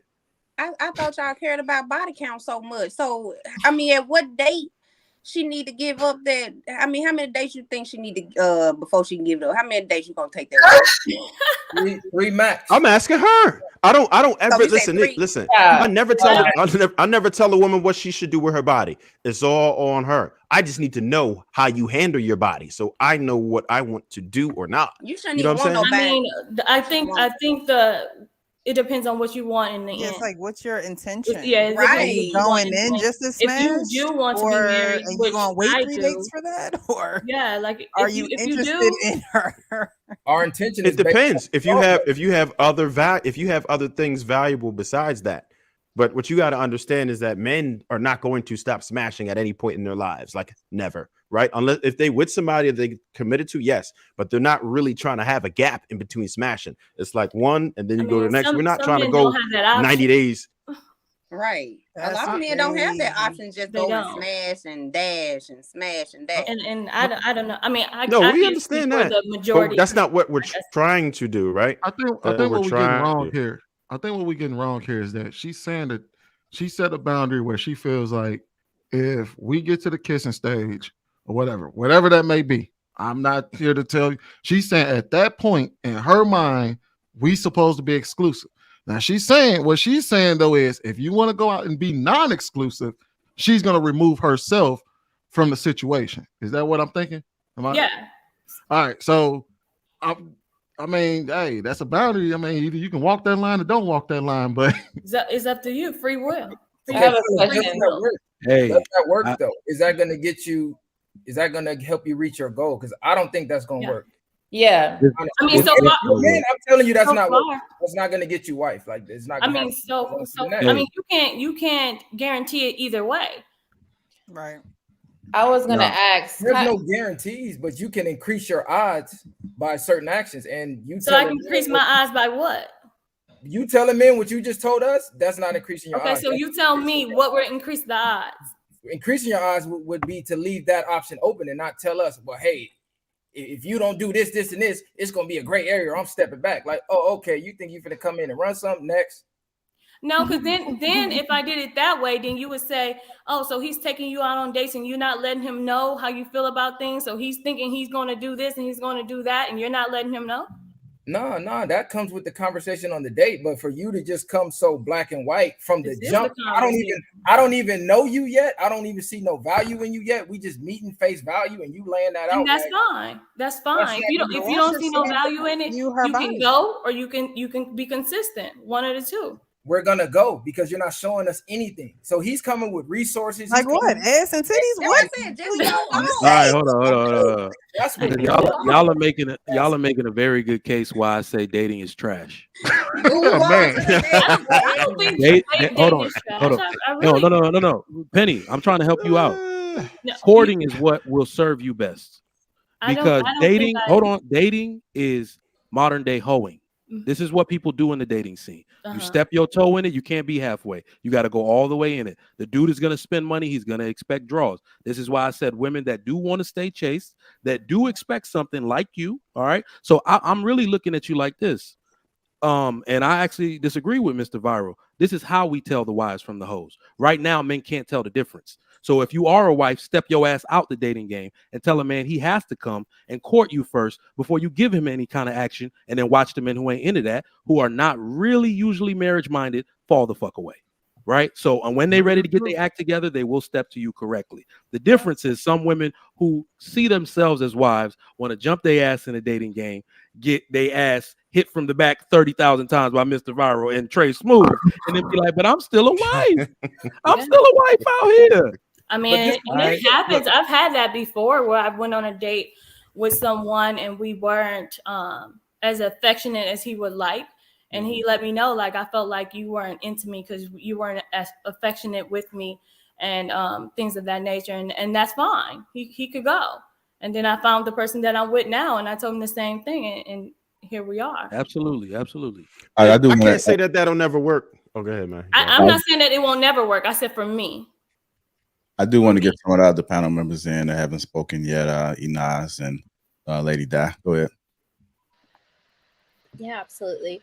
I think a lot of women, we touched on this a little bit earlier, are very consumed with the physicality that they bring to the table, whether that's sex, whether that's their looks.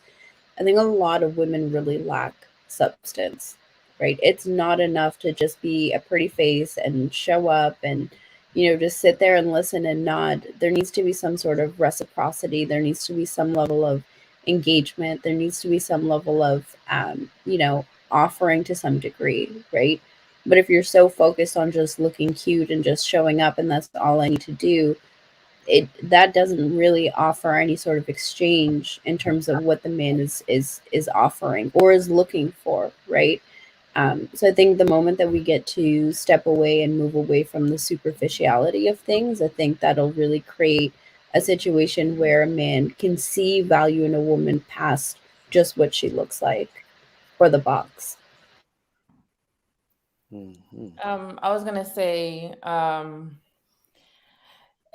so I think trigger Mike's point. I believe that in order for women to stand out, they, to be a wife and to get wifed up, You just can't act like most women today. Setting a boundary, I think, is what we should do. But to like off the jump, just be like, this is what I want, this is what we doing. In my opinion, I think that comes off too aggressive. It's too strong. Like, you want to be delicate. He gonna know he can't mess with you either how you dress, how you talk, and how you carry yourself. That you ain't even gotta explain it. You just be yourself, you know, and then he'll know just by talking to you. I think men do understand when they talk to different types of women who they are. So it's not something that needs to be talked about. Because sometimes that could just scare off a lot of other men. Now, as far as like, I think like some of this dating is too transactional. So if you want a wife, then it's okay to pay without getting into the pants. Like, let's be real. You shouldn't want that right now. I know some of y'all want to test drive, cool, but it ain't test driving on no third date. All right. It's more like you're going to get to know this person and see what they're about first. And if you feel like it's a real connection, then y'all do that. That's on y'all. But to be like, you know, I need something from you. I think what you should get from this person that is if you're looking for a wife, is you getting qualities from her that other women probably can't give you. And that part could be a transaction, but not in a way where she's giving up herself, because now she's going to be considered the 3 or 4 that you don't want to marry anyway. So I would kind of like lay low on that unless you don't want to get married right now. Now to the question, how do you get a man to commit? The answer is you cannot get no man to commit. That's up to that man. And it should be up to that man, because if you force a man, then it's going to be something like, okay, well, damn, I want him to do this. He don't want to do it. And then now you're going to be waiting 10 years. And then you're like, oh, well, I've been through all of this stuff. I got all this trauma. He's been messing with this person. Well, he wasn't ready. Just like if babies, we force babies to talk when they're born. No, they're not mentally ready yet. So I think men should be mentally ready and stable minded and everything before they decide to commit. And that's up to that man. And it's up to his level of, it could be maturity. I don't want to say all of it is maturity, but it could be at his level of maturity. So when you get a man and you see that he's ready to commit, he'll let you know very soon. It's not nothing that you got to guess. And then you just be yourself. So that's all I want to say. Yeah. Let me add about that I disagree. Oh, go ahead, Trace. But I was going to say the only part that I disagree with is you can actually motivate a man to commit. If he finds value in you as an individual, if you separate yourself from the other women, then he will commit to you. You can absolutely motivate. You can't make anybody do anything, but you can absolutely motivate them. If he finds that you are supportive in what it is that he does, most masculine men want a woman who is going to be feminine, who's going to know how to talk to him. The number one rule, period, is respect. You must have respect for him. And if you know how to talk to him with respect and you treat him to make him feel like a man, then he's going to want to commit to you. And to go back to your point, I'm sorry, I didn't want to make you seem like it's all about the smashing either. It's important. Yeah. I'm sorry about that. It's okay. But it's not all about the smashing. But what I'm informing you is that dudes are going to smash. So let's just say you're holding off. That's cool. We're not going to press you for that, right? Most men understand the boundaries and who they can smash, who they can't, who they got to wait on. But what I'm telling you is during that period, that waiting period, he's probably going to be driving another whip. He's not going to be out here walking. It's just not how it's going to go. And if you're willing to deal with that reality, then it's cool. You just have to understand that part.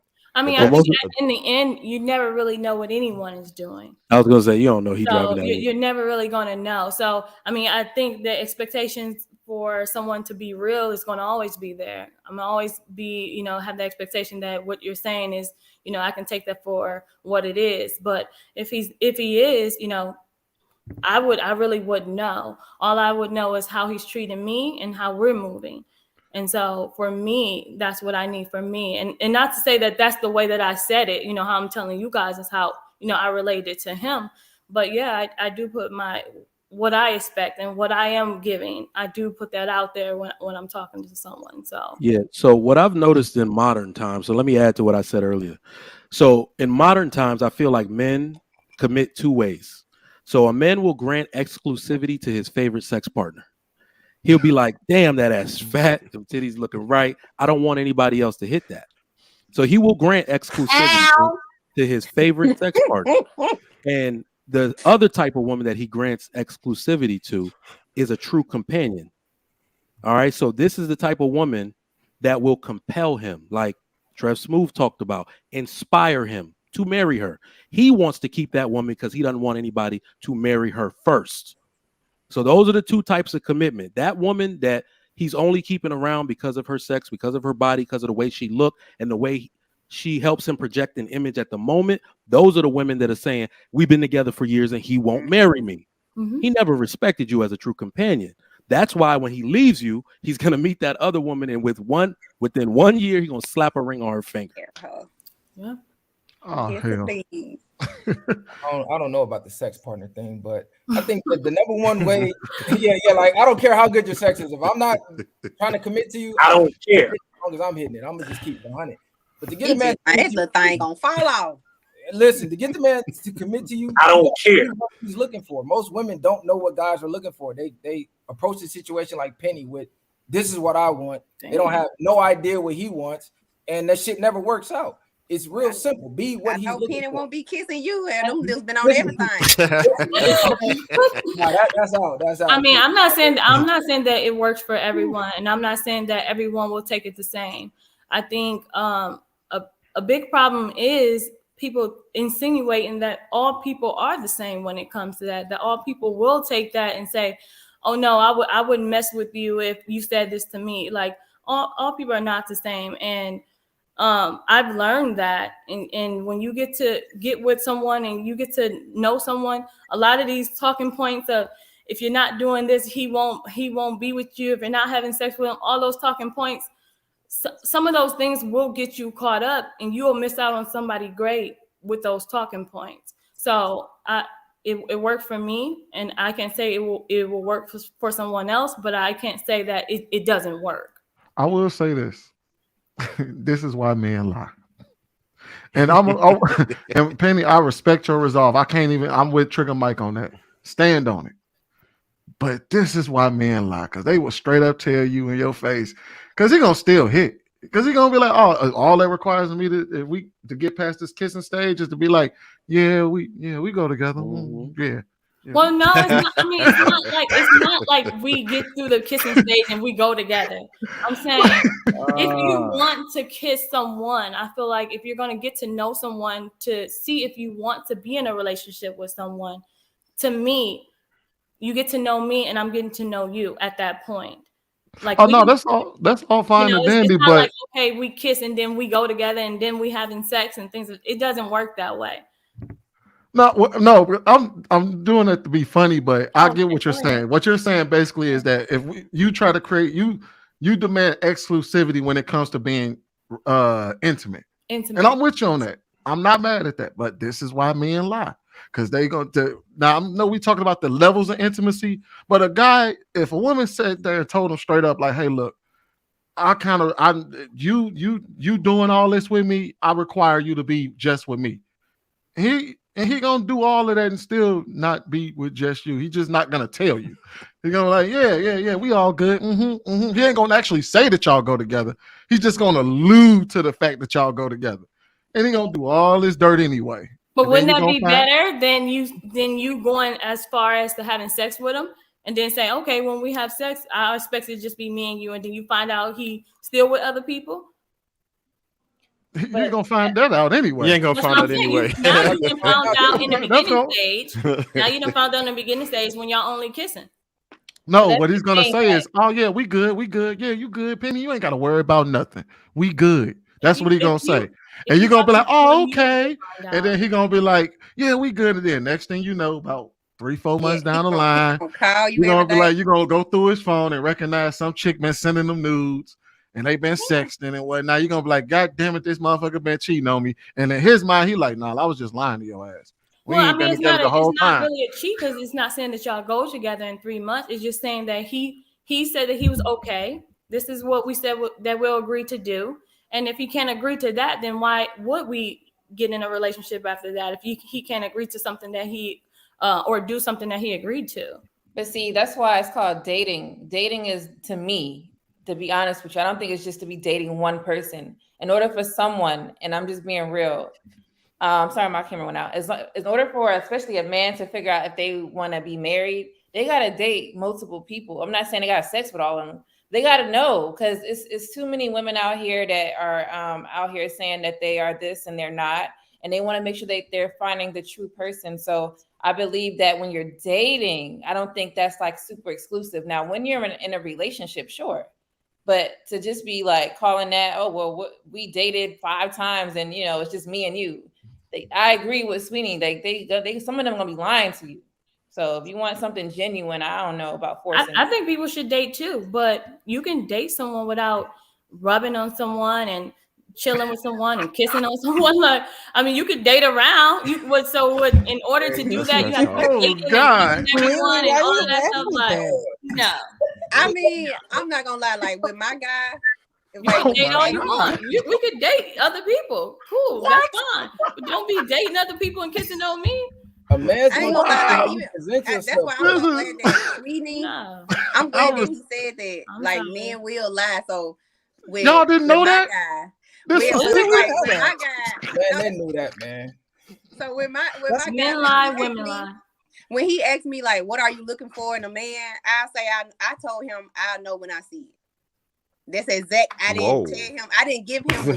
They'll try and be everything on that list. They will. I told him. I said I know when I see it. They will. Like, you know what's crazy? You know what's crazy? They don't even realize. They don't even realize how much. You know what? I'm not about to give y'all these guys secrets, man.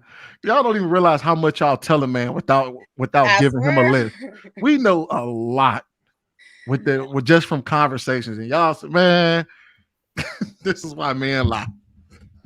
So he was like, crazy. And this is why women he would do these asking for the money. spontaneous things, and I was like, all affair, hey, real presence, all affair, love and war at this point.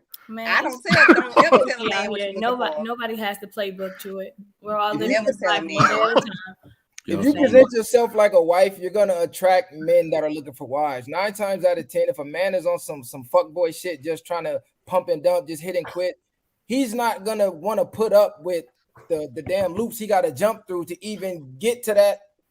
Go to that with somebody that's marriage minded or dating marriage minded. I'm gonna go find the jump off. I'm gonna go find the hoe. So a man's gonna treat you how you present yourself. If you come to the situation showing that you're valuable, men that are looking for value, that have value, they're gonna attract to you because you are what you attract. The energy you put out is the energy you get back. So you don't even gotta approach the situation telling the guy, "Oh, I need this, or it's gonna be great." He gonna already know by how you act. Like, oh, she not the one you could play with.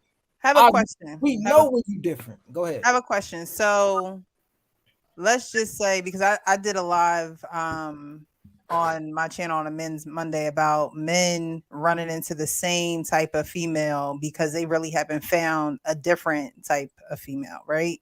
So let's just say you just keep running into the jump offs or whoever is deciding to have sex with you whenever you want to have sex, right?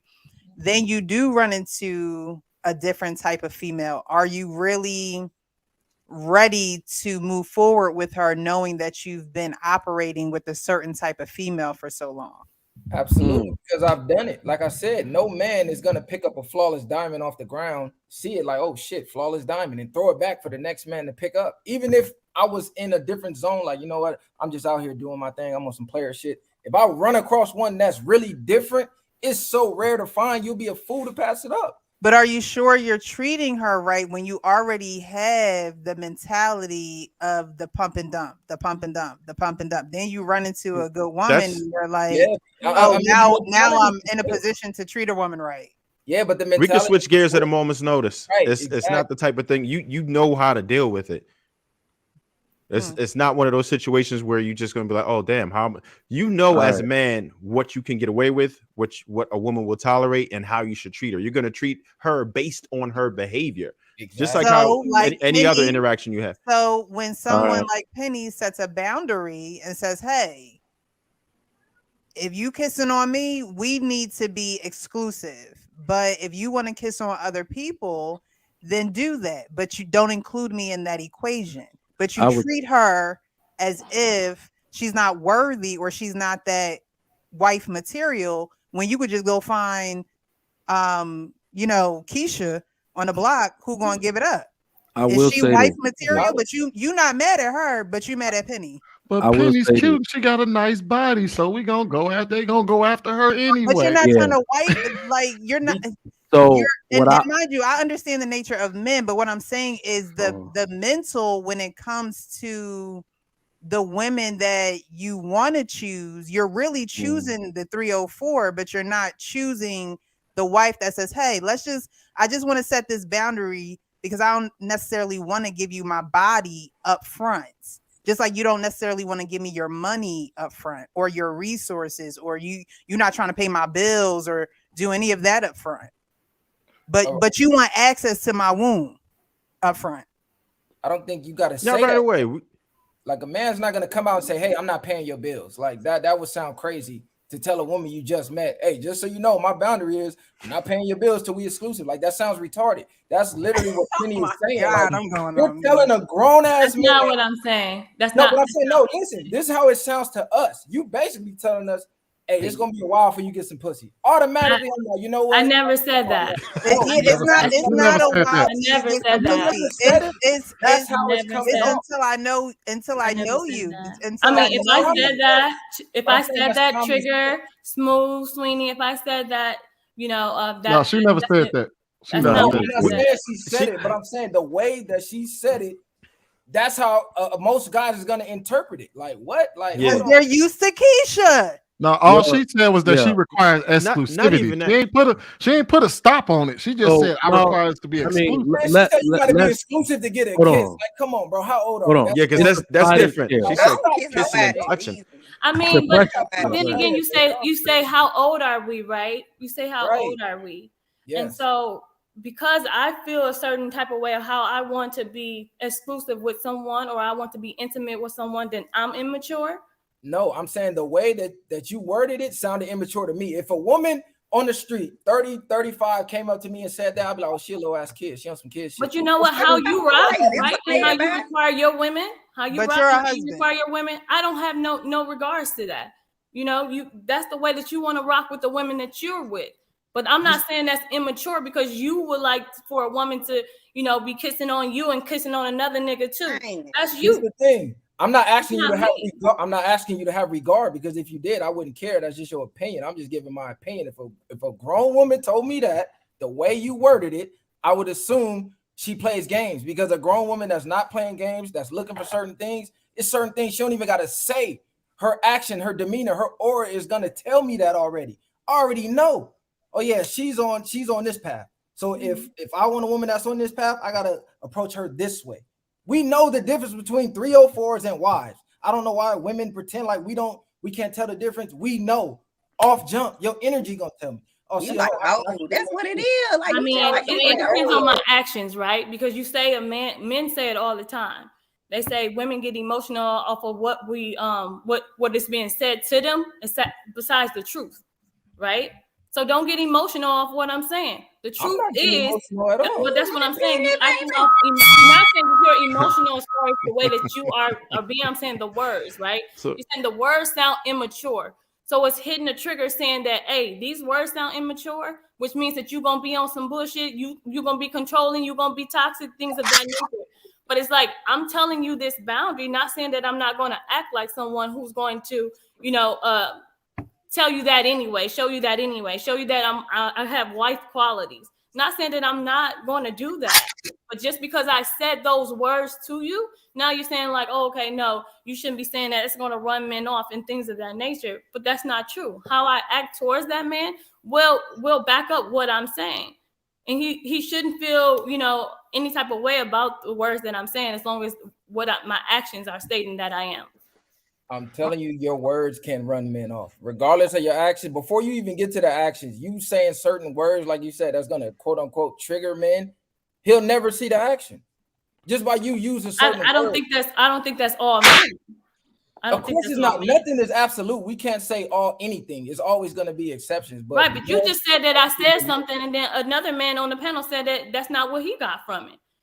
Right, but what does that mean? There's always That gonna means be that a all flip men side don't to see the that coin. the same way. I never said all men. Never once did I say all men.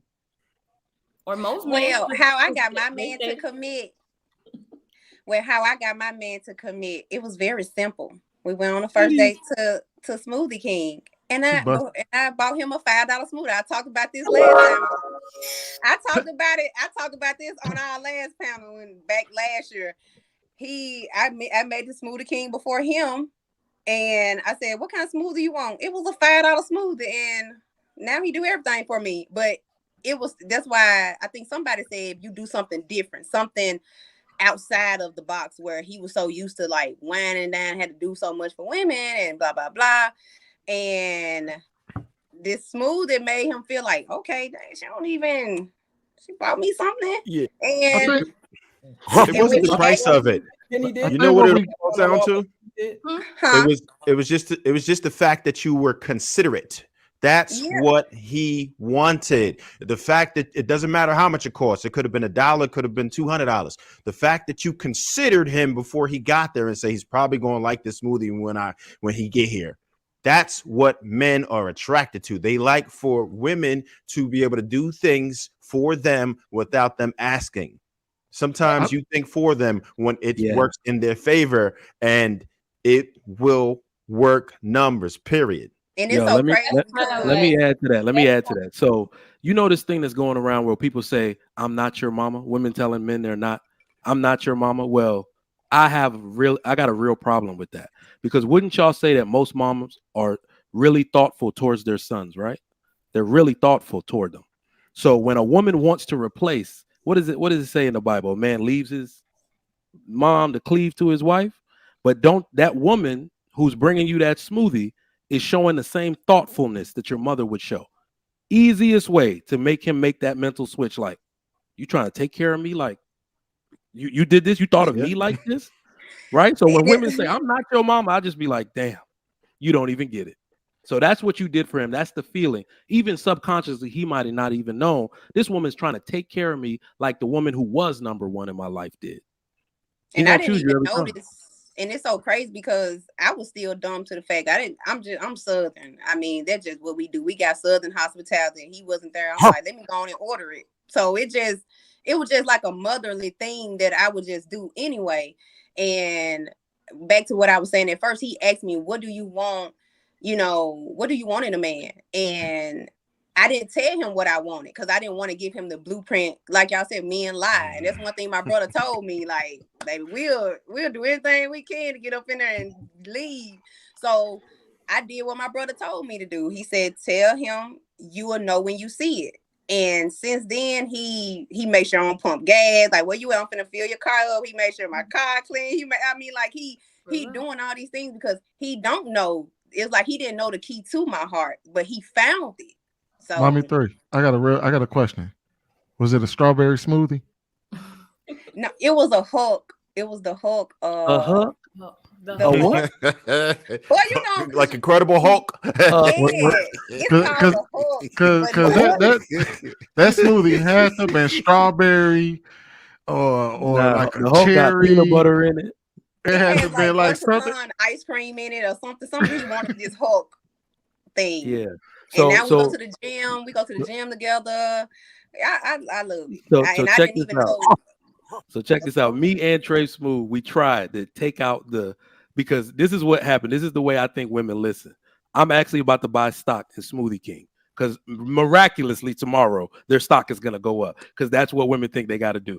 Buy smoothies to get buy a smoothie, y'all. You ain't got to do nothing. I swear to you. Mama sure you know you did something to that smoothie. That's why it was strawberry or cherry or something like that. Look, dudes are gonna be like, "Why are we here again for the third time this week?" She just found a different way. You know they used to have them Southerners. They used to have that the spaghetti trick. She just went and got a strawberry smoothie. But that's kind of like what I meant earlier. Like I was just saying that you cannot force a man to commit. Now, naturally, like being yourself, or like what Mommy 3 did, is a way that he will commit on his own based off your actions. But never make a man do something. Let him be ready to do it when he's ready. All right. Make it you got something you want to say? I think I spoke a little bit earlier, but I did want to address kind of the exchange between Viral and Penny.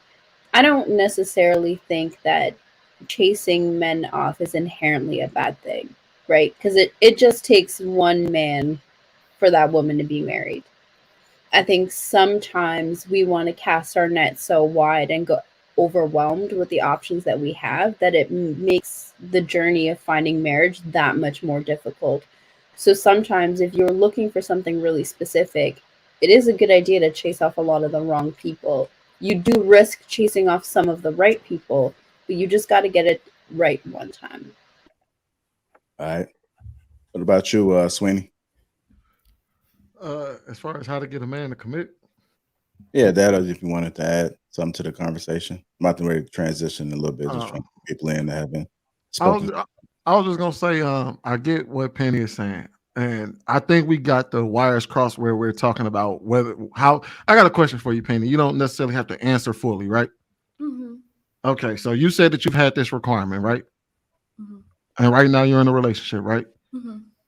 If I was to ask your boyfriend, or does he feel like he had to wait, or you know what I mean, he had to wait as long, like we know how long it takes for on average for somebody to get to sex, right? Mm-hmm. Would you say that would he say like, man, I had to wait beyond like months before, or would you say that y'all pretty much went doing the normal route? Like,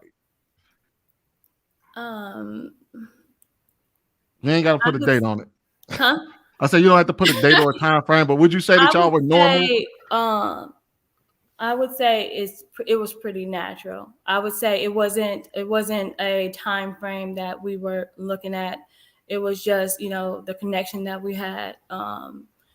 We were just dating each other. So I don't think it was a time frame that I don't think he's going to feel like he was on a time frame at all. Okay. And we could ask him if you'd like. And right now y'all are getting down, right? Huh? Right now y'all are getting down. Y'all doing the horizontal.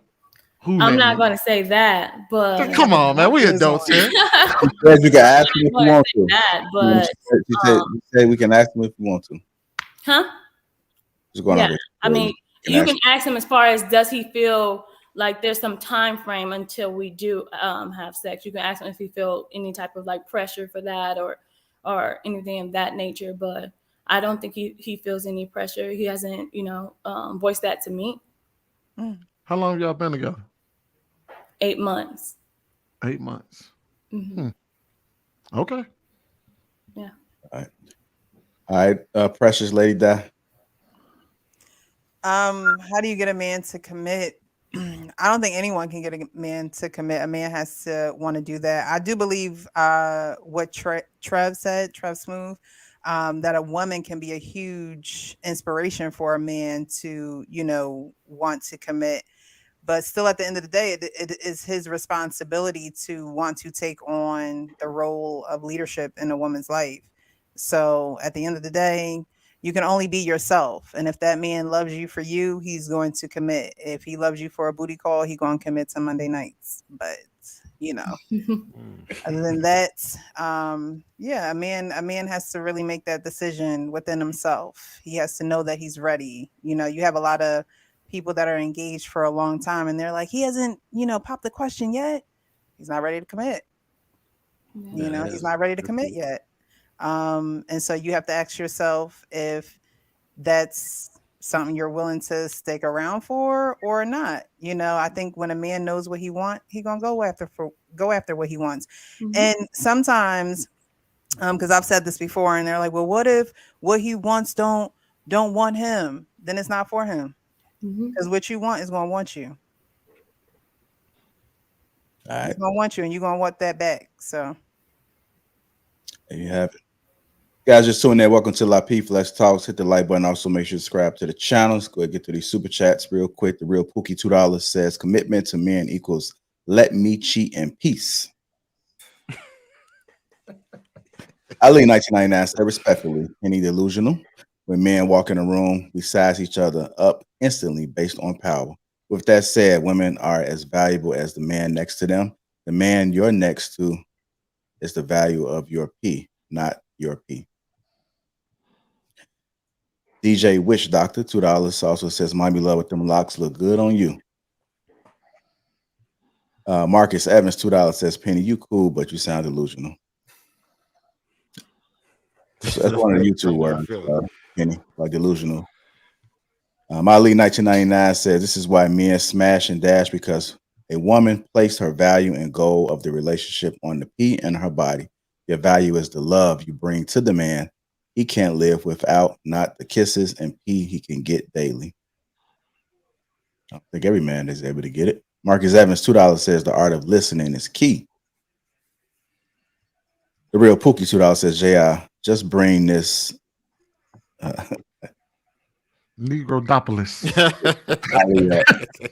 Come out you, Ali. He wants you to come up. Original Everything Else is Carbon Copy. $10 also member says, test driving the car is a setup. If women let men test drive, she will look up and have 200 bodies who she let test drive, and then y'all men don't want that. It's a setup, ladies. Original Everything is Carbon Copy. $5 says, folks out here confused, date with intentions. That's true, you know. Ali again, 1999 says, I can't have one woman, gotta have three.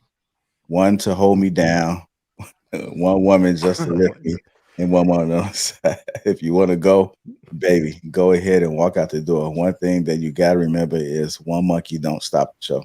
See, that sounds delusional. No, but if you say it up front, somebody gonna go for it. You better be. Michael Richardson, $10. I think that was a song, y'all. Grown men put women in 3 categories: jump off, friend zone, or relationship leading to marriage. Damn, I don't man on this planet that pussy woman in the friend zone. 99 says the Viral podcast is right. Once a woman puts a date on her P, we know we just gotta wait for that date, because you just set intimacy as the prize instead of the love she brings to a man. It means you about you, not us to us. Henceforth, that's why men lie. Will $5 says, dude committed off a $5 smoothie. Mommy 3 putting roots on these people. That was a rip. Eugene still $10 and it says, how do you get a man to commit? First, be the best version of yourself as he is being the best version of himself. Second, how the man, the respect he shows you. Third, you have to commit. Ali again, 499 says, when will demand you treat them like their daddy, but when you ask for good treatment, turn right around and tell you. All right, look, I got a question. Okay, Ali, what the hell do you do for a living? Because I got money and I'm never. God, bro, I'm trying to figure it out. The love is real. That's that PPP. The love is real. I wouldn't even spend my military benefit money like that. Ali, move to Texas. Let me be your barber. I know you tip well. But Michael M199 says they said about how they've been committed with no ring. Laughing emoji. JJ Carver says, while we go LeBron on the panel, stop flopping. That's what LeBron do, scratch his head. With hands here like, yeah. Y'all can't be mad at Umar while promoting this. Real estate investor. I already knew that. I'm just saying. Man, it's so crazy because my guy, he just loved Ali to the point that like that time I had to apologize to Ali. He made me apologize to Ali that time when I got on the panel and I was going off on Ali. He said, you better apologize to him. So I had to do what he said. There you have it. So he got the house in order, Mommy 3. Hit the like button. Also, make sure you subscribe to the channel. Moving on to our next topic, which is, should married men give their wives a monthly allowance? Should married men give their wives a monthly allowance? Scenario, let's say the wife took off work for maternity leave and she decided to stay at home for a few months to raise the children. Should the husband be responsible for paying his wife a monthly allowance? And the second question I want to add to that is, what if she's a stay-at-home mom, period, or stay-at-home wife? Should she receive an allowance? Let's go ahead and get into it. Let me go to go ahead, Trigger Mike. No. I'm gonna say I'm see. This is one of those things where it's gonna trigger all the women in the chat. It's gonna trigger some of the women here too. But I really just kind of want to say that's actually what happens anyway. Because if a man is the only one making the money, I've kind of been that dude, I guess, before. And what really happens is when a man really pays all the bills, a woman actually never sees them. There have been many years when my wife never knew how much anything costs. She didn't know that the mortgage went up because the tax or what the house appreciated. She didn't know any of that. So in order to ask me for, or at least to spend and be a responsible steward of the money, you do got to dish it out like, hey, this is what, spend this. This is play money, but there's no more coming until next month or next pay period or whatever. So, women will say allowance or whatever, but I think it is actually more important today because what we see is that most people are poor stewards of money. And if you let an irresponsible woman have free reign of your account and you don't set those boundaries, you will find yourself coming up short in a lot of ways. I do have a lot of friends going through that situation right now. That's why I kind of rushed to say, no, you actually might want to do that because I think some women want to buy what they want to buy. And I believe that if you are a woman that is staying home, you should be saving money for your house. There's no other reason you should be at home. You should be cooking so he don't have to eat out all the time. You should be looking for ways to coupon clip. Yeah, I said it. Clip them damn coupons and save your household a bunch of money. Save on childcare. Go pick the kids up so he don't got to pay for those activities. All that type of stuff. But if she's not doing that, absolutely, an allowance is necessary. So she comes. Okay, so she comes to you, and if she wants something, she had to ask you. Can she get the money for it? If it's within the budget, absolutely. Okay, and does she have access to the money at all? Of course. Within reason, I guess. It depends on if you're dealing with a responsible woman or irresponsible woman. Okay. All right, go ahead, Nas. Exactly.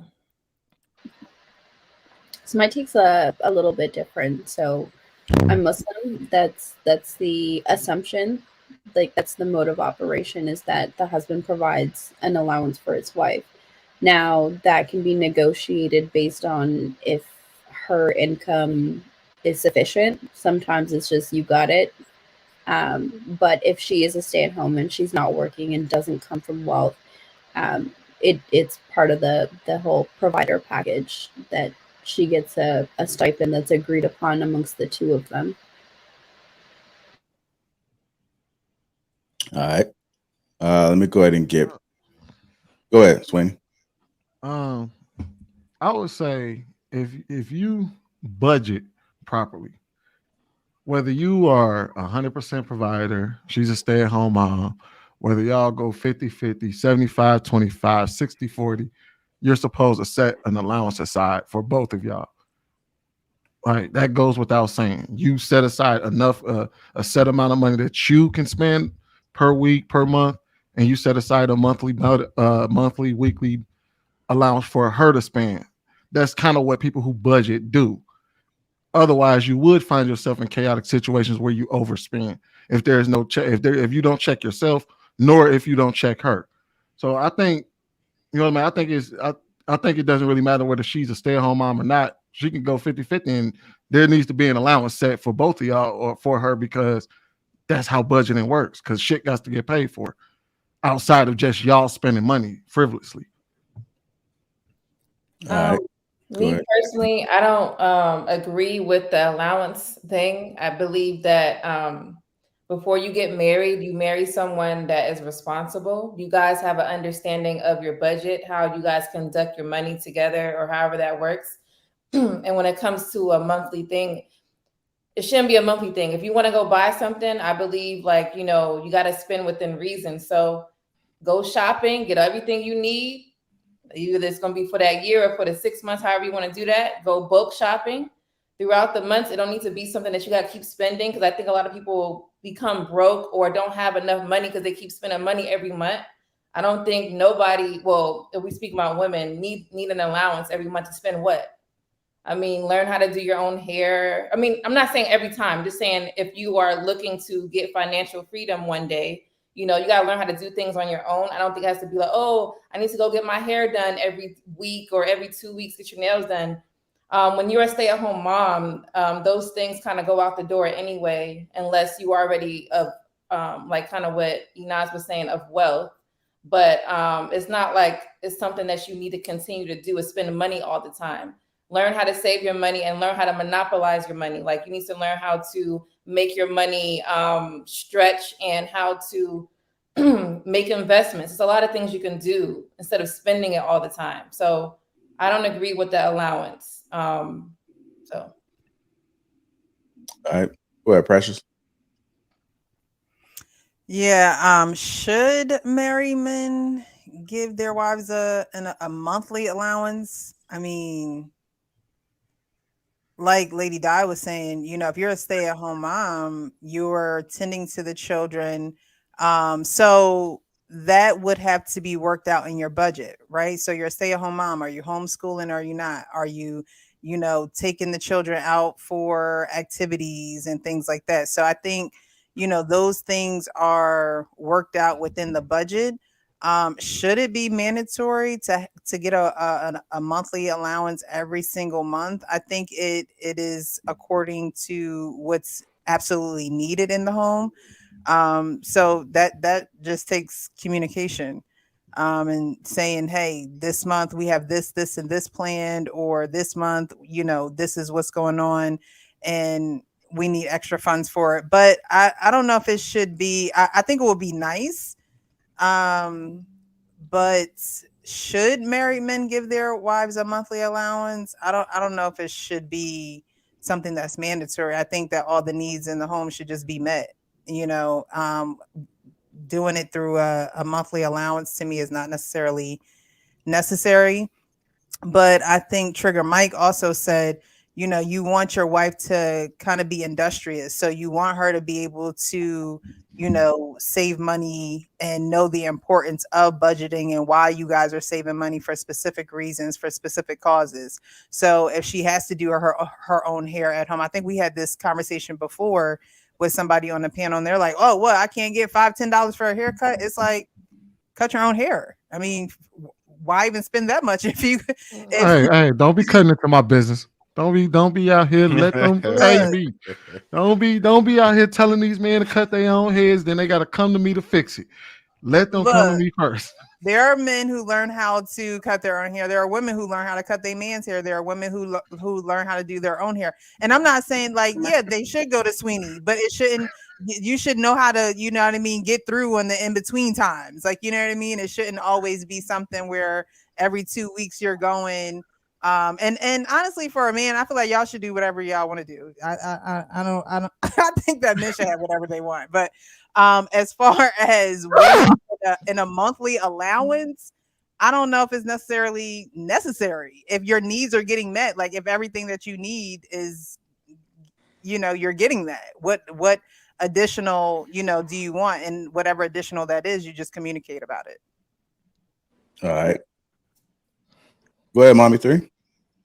I don't think that, man, go buy your damn wife a cricket machine, baby. It's so many ways to make some money. I mean, I just feel like most women nowadays, most stay-at-home moms are influencers. They know how to make money now. Mm-hmm. Like technology done, like me, I do Amazon like storefront. I get sponsor deals with TikTok. I just make a video and make money. So it's like, it's so many ways for women to make money just sitting at home. So I just feel like nowadays women can put more funds into the household than ever before, where a man don't have to stress out about, okay, bills, this bill, that. Like she can fit the bill for household products, needs. Sam's Club, you can buy things by the bundle, by the bulk. So, you know, it's just so many ways. Like now I just got into like the Amazon where you scan items and send it to the warehouse. That's money. Like it's ways to make money. Let me ask you this though. In a marriage, Mommy 3, if that woman's making money, whose money is that? That's our money. That's All right, Okay, I just wanted to hear you say it because You know, cause she could be like, baby, what you need? When you open that drawer up, it should be some fresh socks, fresh drawers in that motherfucker. hey, look, when I'm telling you it to my own surprise, I can remember some months ago, I did a show with Security Boss. I was one of the panelists, and people out here are with split accounts. They got split accounts. They don't even know how much the other person making or spending. So what I was really saying is it doesn't matter if both people are bringing money into the home. And I think somebody said it, money needs to be set aside. And the reason why I'm making it so women centric is because women own a large part of consumer debt and everything is marketed to you. Everything is marketed to you. So you know, men that are responsible stewards of money, we only spend money in certain categories. Women have an unlimited amount of things they spend money on. All right. So, you know, you got to just say this money is budgeted for what we can actually spend this month. We're saving for this house. We're saving for the kids. What is that? 529, whatever, you know, all of that stuff. So if the woman is bringing in money, it needs to be treated kind of the same way, like I was talking about. Because we'll go on Amazon and buy the whole Amazon. We'll just be up on their shop. Yep. Well, yeah, you can't hide them packages when they come to the door. Because I work from home. I see all them shit. Hey, for men, hey, men do it too. Men do. If you find something to order just because it's convenient. Yep. I've been guilty of it. Oh yeah, you know my fetish. I got one. Like I like seeing them packages too. Shit. You go looking for it. 2 more stock for me. I'm not stingy. I spend like crazy, but it's within a certain. Yeah. All right. Go ahead. Who was that? Oh no, go ahead, Jaya. No, I was gonna go to Trey Smooth, but you got something. Nah. Yeah. To me, I feel like you should have a couple accounts, right? One for yourself, one for your wife, and just a stash, one to take care of all the responsibilities. If your woman is at home, right? If she's a homemaker, that's a different story. I don't even think it should be an allowance per se, but just have a stash that she can just go into when she's ready, right? And you should be able to trust her. I think a lot of people don't have those financial discussions. Like they don't even ask what your future wife's credit score is. If you don't know that people are responsible with money, then you probably don't want to get together with them and split all your bills for the rest of your lives. So the first part would be to make sure that you get on somebody who's on the same financial page as you, and then set it up so where you have some type of trust in there. If they don't behave, then you know you got to do what you got to do, but it should be just to where they have access to it so they don't have to come and ask you all the time, because that could be a burden. Like, oh, you want something again? Or, you know, sometimes people just don't feel like asking you, and it might not be a set amount. It might be, maybe you made a big purchase this month, maybe you need a smaller purchase now, but you should have full access to it if you're a couple. All right. Go ahead, Mr. Fire. The word allow, I think the people concocting these questions never been in a real relationship with a person they love, because you've been in a real relationship. This isn't even something that's even a fucking thought, like an allowance. Like, no, if it's in the budget and your wife wants it and you could afford it, you're gonna get it for her. Like, it's your wife. It's common sense. If it's not taken away from the bills being paid, I mean, you're gonna get it for her. Common sense. And like 60% of Americans are live check to check.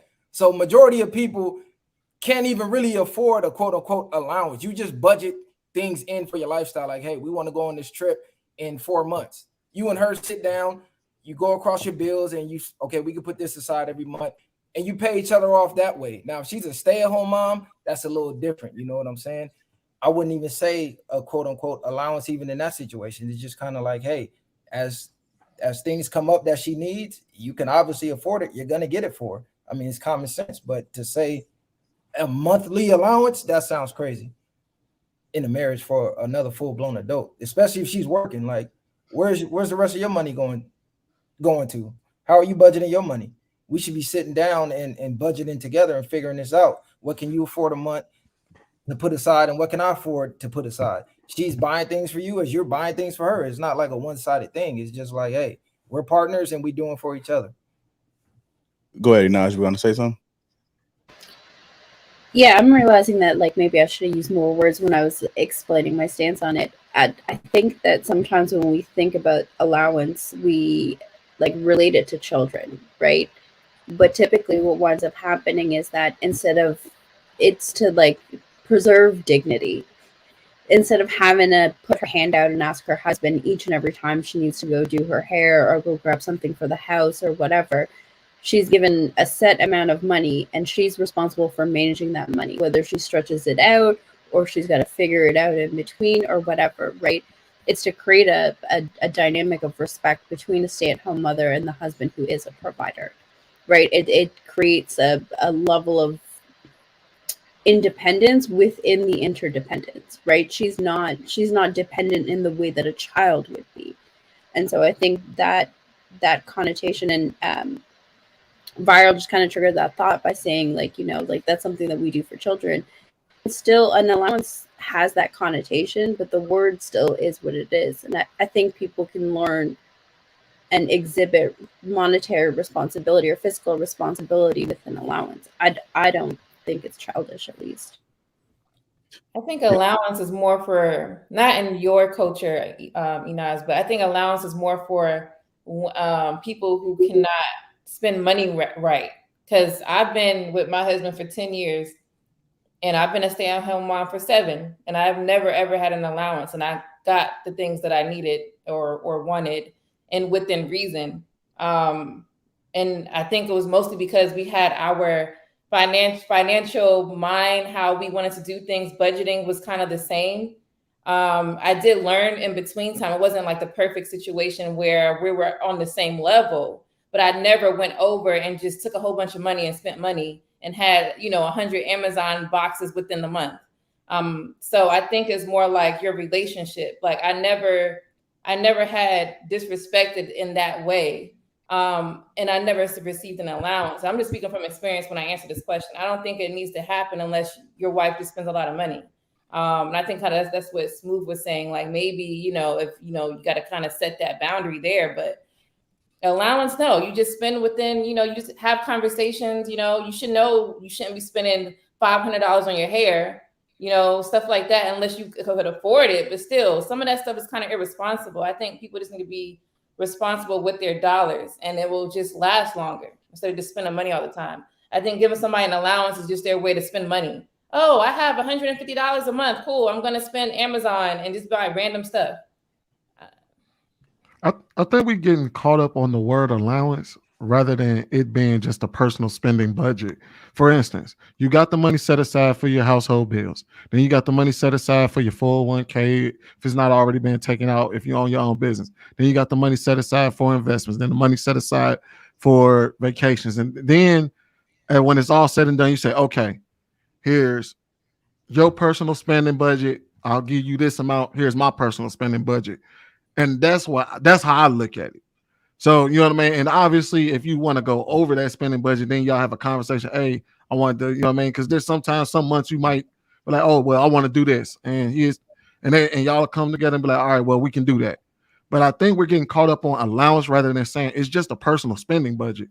You get a set amount because that's how your budget works. Yeah. I just want to give y'all kind of like a situation, and I can understand when people may not have run into it. But let's just say you do meet a person and you guys get married, and she always had her own job, and then she made the decision that she wanted to, pour into your vision more. So she gave up her job. That transition could be something like it's a big deal for her. So she's not used to asking people for money, and so you can and you may be able to see how she reacts to it, or she may feel like she can't do certain things, or any little thing that she's would just typically do. Now she has to ask you. So in that instance, whether you want to say allowance, stipend, however you want it, I mean, that shit really don't matter. It's just that having her own money, so to kind of supplement that change. Now, if it's always been that way and you guys got married and as it says 50-50, and I don't think she would need allowance. You guys are having a baby. She's off for 3 or 4 months. I don't think it would be allowance, but I can see how that can come into play in that particular situation. Yeah. That sounds like ego though, because why would you feel any type of way to ask your lifetime partner for money? If this is a decision y'all came together collectively, like, hey, we're gonna go more towards this vision, and I know that I'm gonna be the 100% breadwinner. You should feel no type of way asking me for money. That's all ego. That's all self-inflicted. Because why would you feel any type of way for lifetime? Some women. See, if you're gonna be open, you gotta be open when it comes to finances, because you may not be in a situation where she may not know exactly everything you're bringing in, and so she might be gauging that you may be struggling, maybe you may be taking a hit somewhere, so she don't really want to ask you, and then same time she don't really know how much you're really bringing in. So, I mean, that's why these conversations are important, because if you open it all the way up, then you're able to kind of adjust it in all ways, and you won't have these things like Yeah, so I'll say this as a married person. People think so. I told y'all it's news to me that most people keep their money split, but it's not an easy process. And what it really comes from is women having the ability to make their own money, right? So men already kind of understand that our money will always be used for whatever is needed, right? It's the seed, it's the foundation, but that particular transition is rocky. The first time, we were talking about it, and my wife got too excited, right? And was just like, well, maybe we shouldn't do it. And I'm looking at like, with the money that I make, like, oh, you telling me, like, so it's not smooth. I don't even ever want to pass it off like it is a smooth transition. It's going to be really rocky at first unless you're used to it already, right? So, it's really just getting used to the fact that you can actually trust this person to be a person of their word, or a man of their word, who's going to give you what they say they're going to give you, that's going to deliver when they said they were going to deliver, and that's how it smooths itself out, right? Because when someone's not spending, that's why I talked about responsible stewardship, right? So if somebody is an irresponsible steward with their money, you're gonna be reserved on letting them have free reign at yours. So yeah, that's why I think it always, no matter what we want to call it, it's always going to be a kind of allowance. And over time, y'all will find a stride that works for y'all and get through it. But it's hard. Mike, let me ask you a question. Yeah. You said it's always going to be rocky. My question I said it's always rocky in the beginning if you're not used to it. Yeah. I'm saying, but why does it have to be rocky? Why can't it be smooth? Because women make their own money. And I'm telling you, I don't think it's usually due to the men. If the woman is trying to tell the man what to do with his money, it's a problem. If the man this is where I think it's really a problem. If the man is now trying to tell the woman what to do with her money, remember, this is a right women just got. They just started making their own money. They just started working. And as we can see, women are really feeling themselves. So they don't understand that in a traditional relationship, we just don't spend. We just don't have separate accounts. That's detrimental to a lot of things. You know how much money she make, but when it's time for y'all to get a house, you be like, you make $70,000 a year, but your account has $329 in it. Like, you see, if you don't talk about these things, you see what I'm saying? It's gonna be rocky, bro. So I feel like it can be smooth though. I feel like you can make it smooth. I feel like a lot of these problems is self-inflicted, and it's all because people living in their egoic mind. Like, you gotta you have to let the ego go. Once you come in a partnership like a marriage, there's no room for ego. So if you still having those type of problems to where you even scared to even talk about your finances, that's an issue in itself. There's no reason we go to buy a house and, oh shit, you got $700 in your account. You got a problem with your marriage right there alone. Because how you didn't been noticed?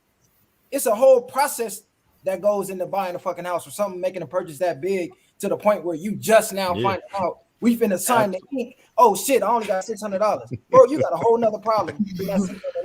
Not only do we now, definitely you should have talked about it way before the house. That would be crazy. But what I'm saying is that even I would actually guess, bro, that people do not talk about this until they're engaged. I guarantee you. Yeah. It's not like they're talking about this in the dating phase. Until they are engaged, they will not have this conversation. That's or if they go to premarital counseling, because in premarital counseling they will bring that up. I've seen pictures of premarital counseling, people looking at the other person's head like, what the But look, if a lot of people talked about it, a lot of people's personas would be deflated. They wouldn't be able to act like I think it may just be know a what the little problem bit is? uncomfortable. I Yeah. think that when you're talking about finances, that's something that's very touchy for some people. And if they're not comfortable with talking about it, or if they're not comfortable with sharing what they have, or maybe where they, where they slack at, or where they're not, too strong in, and that's where, you're the person that you're with is supposed to, help you out. You're supposed to be helping each other out in that sense. But I think those initial conversations are hard because in the situation that JR gave with, someone completely giving up what they were doing to then follow, their guy with his dream and his vision, then you're talking about a different level of trust. It's not just emotional trust now it's financial trust. And I think we want to say, oh, well, I trust you, but there's different sectors of trust. And I think being comfortable in that trust with someone. So I not to say that it's not ego. I think it could just be some people just don't want to be naked like that in front of other people, and which they shouldn't feel that way. But that's also up to the person that you're with to say, hey, look, we're in this together. And if we're going to do this together, then if you need to raise your credit score, if that's something that you need to do, then, hey, look, let's scratch out this. Let's not do this. Let's pay this card off. Let's pay that off, so we can be where we need to be. But that takes two, selfless people as well. You know what? There's another issue. Like Viral Way Podcast was saying, right? A lot of people are living check to check, right? Now, that's embarrassing to present to your partner, especially as a man, what it will do to him personally, to his ego, to have to explain to his wife or future wife, hey, listen, it's a real struggle. And men sometimes don't even want to burden their lady with the additional stress that we deal with as men. You like, listen, if I'm supposed to be responsible for the finances, then I'm going to be responsible for the finances. This is not going to be your worry. This is not going to be your part. You don't ask me for the help on your side, so I'm not going to make you try to help me or even worry about or stress about it like I would, because most people are broke, unfortunately, and it's an embarrassing thing to talk about if your finances are crappy. It is what it is. And that's why the conversation is so uncomfortable to begin with. All right. That ego. Go ahead. I want to get to Penny. Go ahead, Penny. I think that people need to focus more on the savings than the allowance. I feel like if you do have all your bills paid, all expenses paid, and you do have a fund for like emergencies, if you focus on your monthly or your yearly savings, then I don't think spending would be a problem. Trying to control what somebody spend, how much they spend, how much money they need this month, how much money they need next month, I think that's too much for two individuals. But if you have your personal savings goals and you guys focus on personal savings goals, then I don't think it'll be a problem. I also wanted to add up like the power dynamic of it too. Some men do switch up, and when they get that power in there and they know that their woman is relying on them a little more, their wife is relying on them, sometimes they may try to use that against them. Yeah, I think it gets really frustrating when you see someone spending and you know that you got a goal to achieve and you haven't achieved the goal that you want to achieve in a relationship and they're just spending money. But if you really grow in savings and you both have your savings, your personal savings goals, then you can spend the excess how you want. And I don't think you will complain about what that person's spending. So I'm looking at SoFi.com right now about the pros and cons of merging an account in a marriage. And I think I'm going to pick this con right here. It's total transparency. Spending habits become visible. And when I said it was rocky, this is what I'm talking about. Because the first time I seen how much this lady spent at Sephora, I threw something. When I saw Ulta Beauty, what the hell are you buying in there? You spent 5 minutes in there. You see what I'm saying? So then it's gonna go back and forth. Then she gonna say, "How much you spend on that haircut? How much you spend on? How much you spend on cologne?" You know what's funny though, and I will say this for a lot of y'all that sit here and talk about this, and A lot of y'all are talking about the fact that, oh, he might do this or he might do that. Most of y'all will never have to worry about that because you gonna have to work. No ifs, ands, or buts about it. Majority of y'all are gonna have to work. Ain't no way out of it. I don't care unless you go out there and you find a dude that makes 120 some plus thousand a year. You gonna have to work. You're gonna have to work with that. So you ain't even gotta worry about this. This conversation ain't even for you because you gonna have to work. Get your ass out there because y'all fought for this shit all throughout the 50s and the 60s and the 70s. You wanted to get out there and work in the factories with us and work side by side and make your own money. Here we are. Get your ass out there and work. Help pay these bills. Because we men now, we going golfing with our extra 3 hours out the day. We playing the video game. We doing everything else because y'all gave us the freedom to not have to solely take care of your ass. Get your ass out there and work. You ain't finding that millionaire that's going to put $100,000 in your pocket every month. It's not happening. You ain't finding that dude that's going to give you $500 a week to go spend on your hair. It's not happening. Get your ass out there and work. Most of y'all do that shit right now anyway. So, yeah. All right, Swinny with the mic drop, man. Hit that like button. Also, make sure to subscribe to the channel. We'll get to the meat of the conversation. We know the ladies like the meat. Ow. That being said, before I get into it, I'm going to play this clip, and I'm going to go to Enos first. All right, here we go.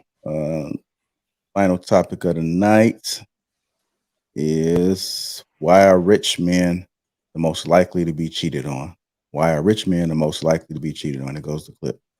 And Dubai is the only city in the world where the women are far more promiscuous than the men. Because what's happened to the women that come to rich cities is they come emotionally detached. They come with the idea that I want to meet a rich man. Now that woman is completely different to the woman that comes to a city and says, I want to fall in love and have kids. Now that emotionally detached woman who comes, I want a good life, is never emotionally invested. And here's the mistake a lot of rich men make. They seem to think that if they can support a girl and give her a good life, loyalty is a given. But what they're forgetting is a woman that craves a good life doesn't seek emotional intimacy. She seeks financial intimacy. Any woman who doesn't seek emotional intimacy is far more likely to stray. The most likely to be cheated on is these men that spoil their women, because loyal women want to be spoiled by time. They don't want to be spoiled by possessions. All right. There we go. Why are rich men the most likely to be cheated on? Go ahead, Enos. I don't think she's entirely wrong in the video. I think where I would beg to differ is that a man's income doesn't make a difference in that space. I think there are men who are emotionally unavailable at every tax bracket. And I think that also people who want to cheat are just going to cheat, right? The likelihood, sure, is increased if the person doesn't feel fulfilled in the relationship. That goes for men and women alike. But to say that rich men are more likely to be cheated on because they are more emotionally available, I don't know about that. I think that the Pookies and Ray Rays are just as emotionally unavailable. I think some men are good at faking it. I think some men are good at utilizing it for getting what they want. But I don't think that many differentiates men in that factor. Inaz, I thought I heard her say that the women who are going after men for like financial stability are actually emotionally they're not going to be there and they're going to check out and cheat. That's what I thought I heard. The woman is more emotionally unavailable if she's looking for a lifestyle to be paid for. So she's going to. Oh, maybe I misheard that. Run it back real quick. Okay. There's nowhere worse than Dubai. It's the only city in the world where the women are far more promiscuous than the men. Because what's happened to the women that come to rich cities is they come emotionally detached. They come with the idea that I want to meet a rich man. Now that woman is completely different to the woman that comes to a city and says, I want to fall in love and have kids. Now that emotionally detached woman who comes, I want a good life, is never emotionally invested. And here's the mistake a lot of rich men make. They seem to think that if they can support a girl and give her a good life, loyalty is a given. But what they're forgetting cheating is a woman that craves a good life, doesn't seek emotional intimacy. She seeks financial intimacy. Any woman who doesn't seek emotional intimacy is far more likely to stray. The most likely to be cheated on is these men that spoil their women, because loyal women want to be spoiled by time. They don't want to be spoiled by possessions. Yeah, I think that's City Girls in a nutshell. Like when Carisha says she's a whore. Like, you know, it's like she wants the money, but she'll sleep around because she's not really emotionally attached. She's just financially secure.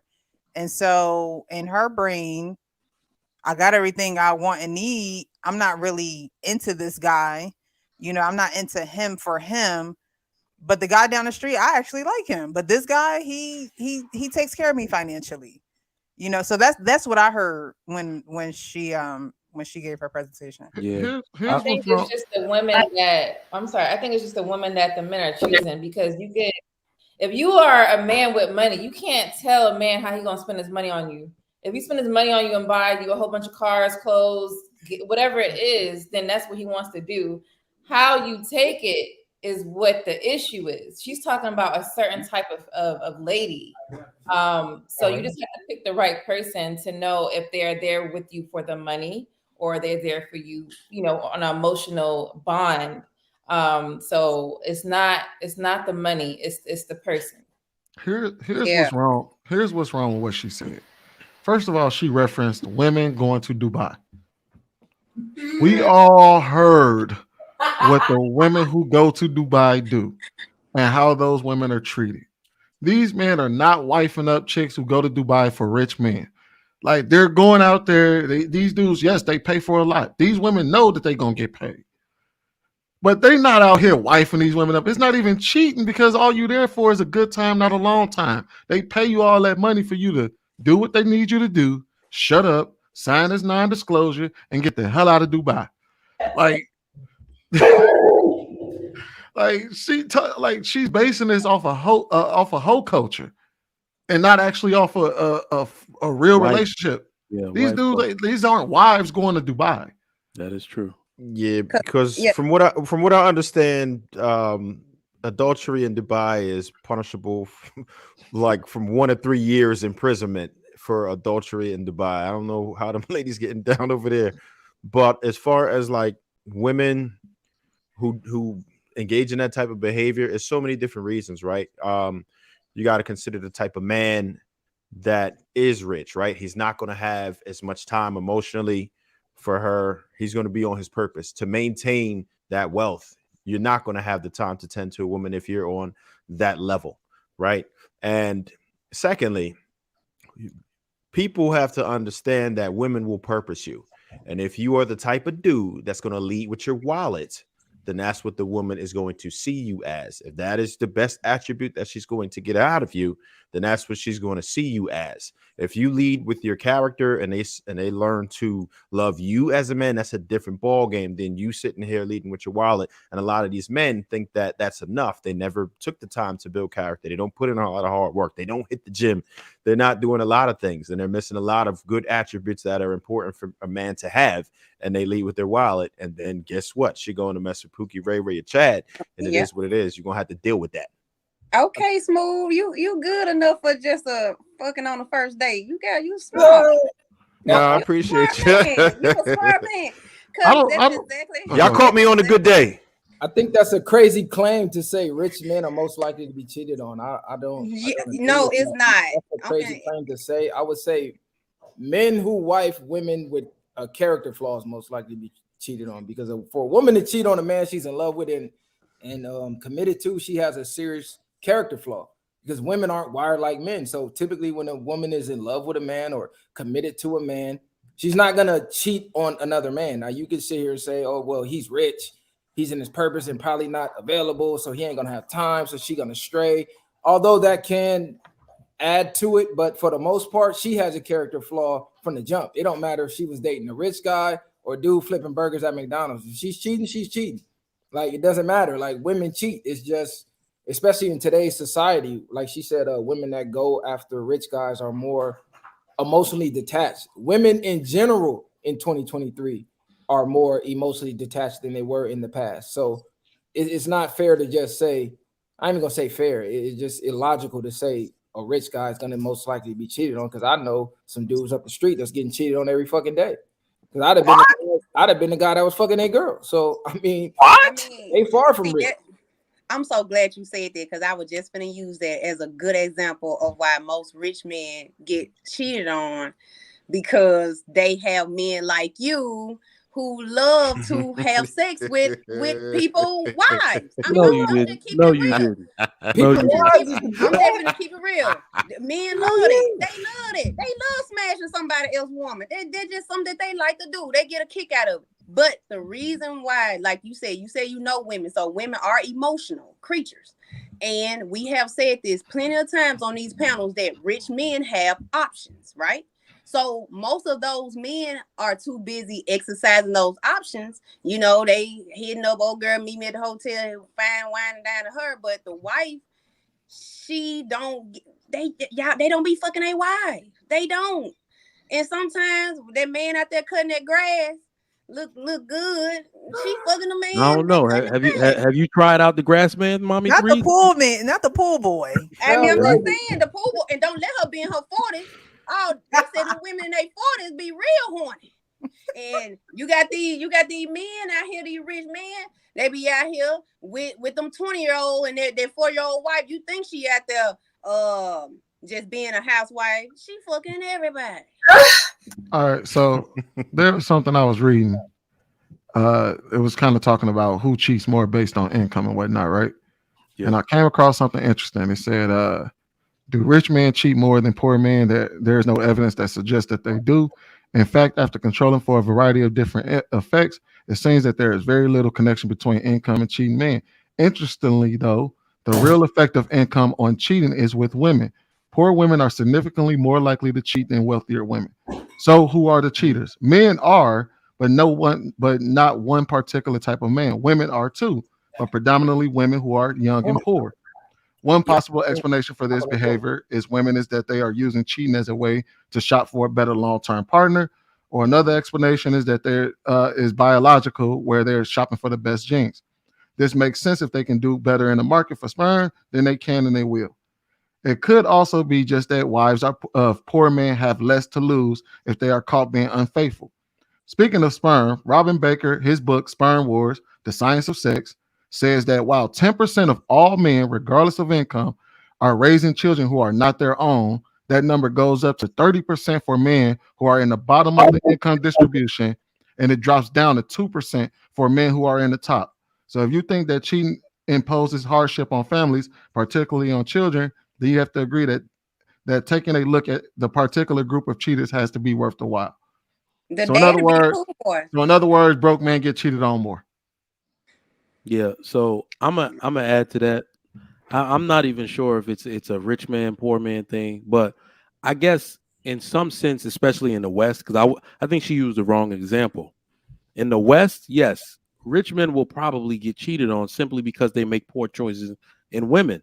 It used to be that a man with a lot of money knew the value of his entire brand, and he would only choose a woman that would be able to uphold the image of that brand. Now these dudes are stupid. Zion Williamson out here paying a woman he should definitely smash for free. I'm sorry. If I had Zion Williamson money, you smashing me because I'm Zion Williamson. I'm not paying you a damn thing. So these dudes are making dumb decisions. So I would say they're literally falling for the same superficial. They have the same superficial tendencies women have. So now it's all about clout.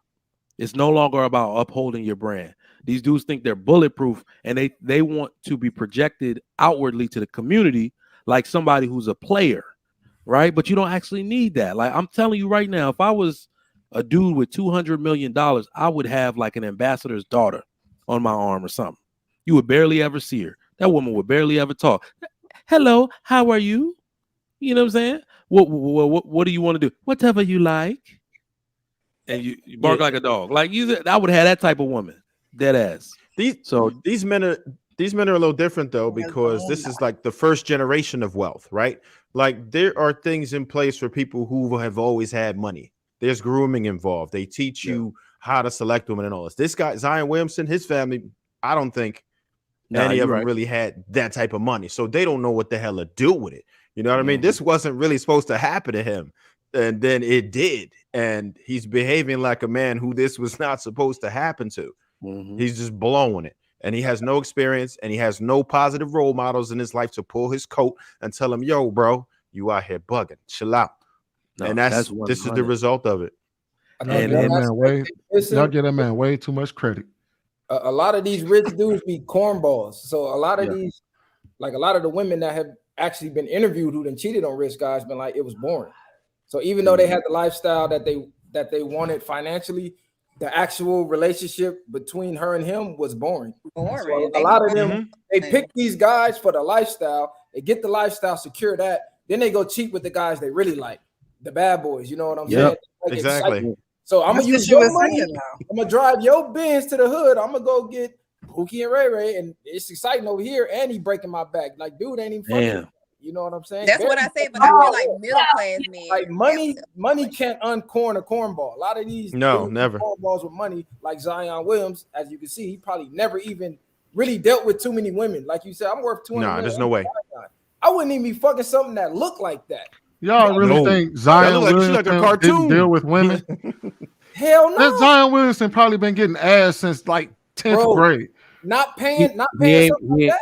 That's He ain't been getting that. He from South Carolina, bro. He ain't been getting that type of ass. Y'all really come on now, man. This dude he's an NBA ball player.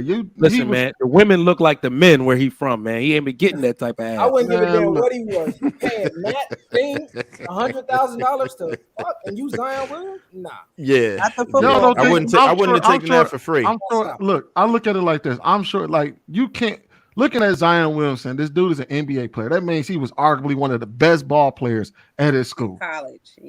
College, At school, all the way up into the NBA, and he became lazy. He was one of the best ballers in the country. That dude got ass. He just slapped money on it. And the thing is that Peggy Sue.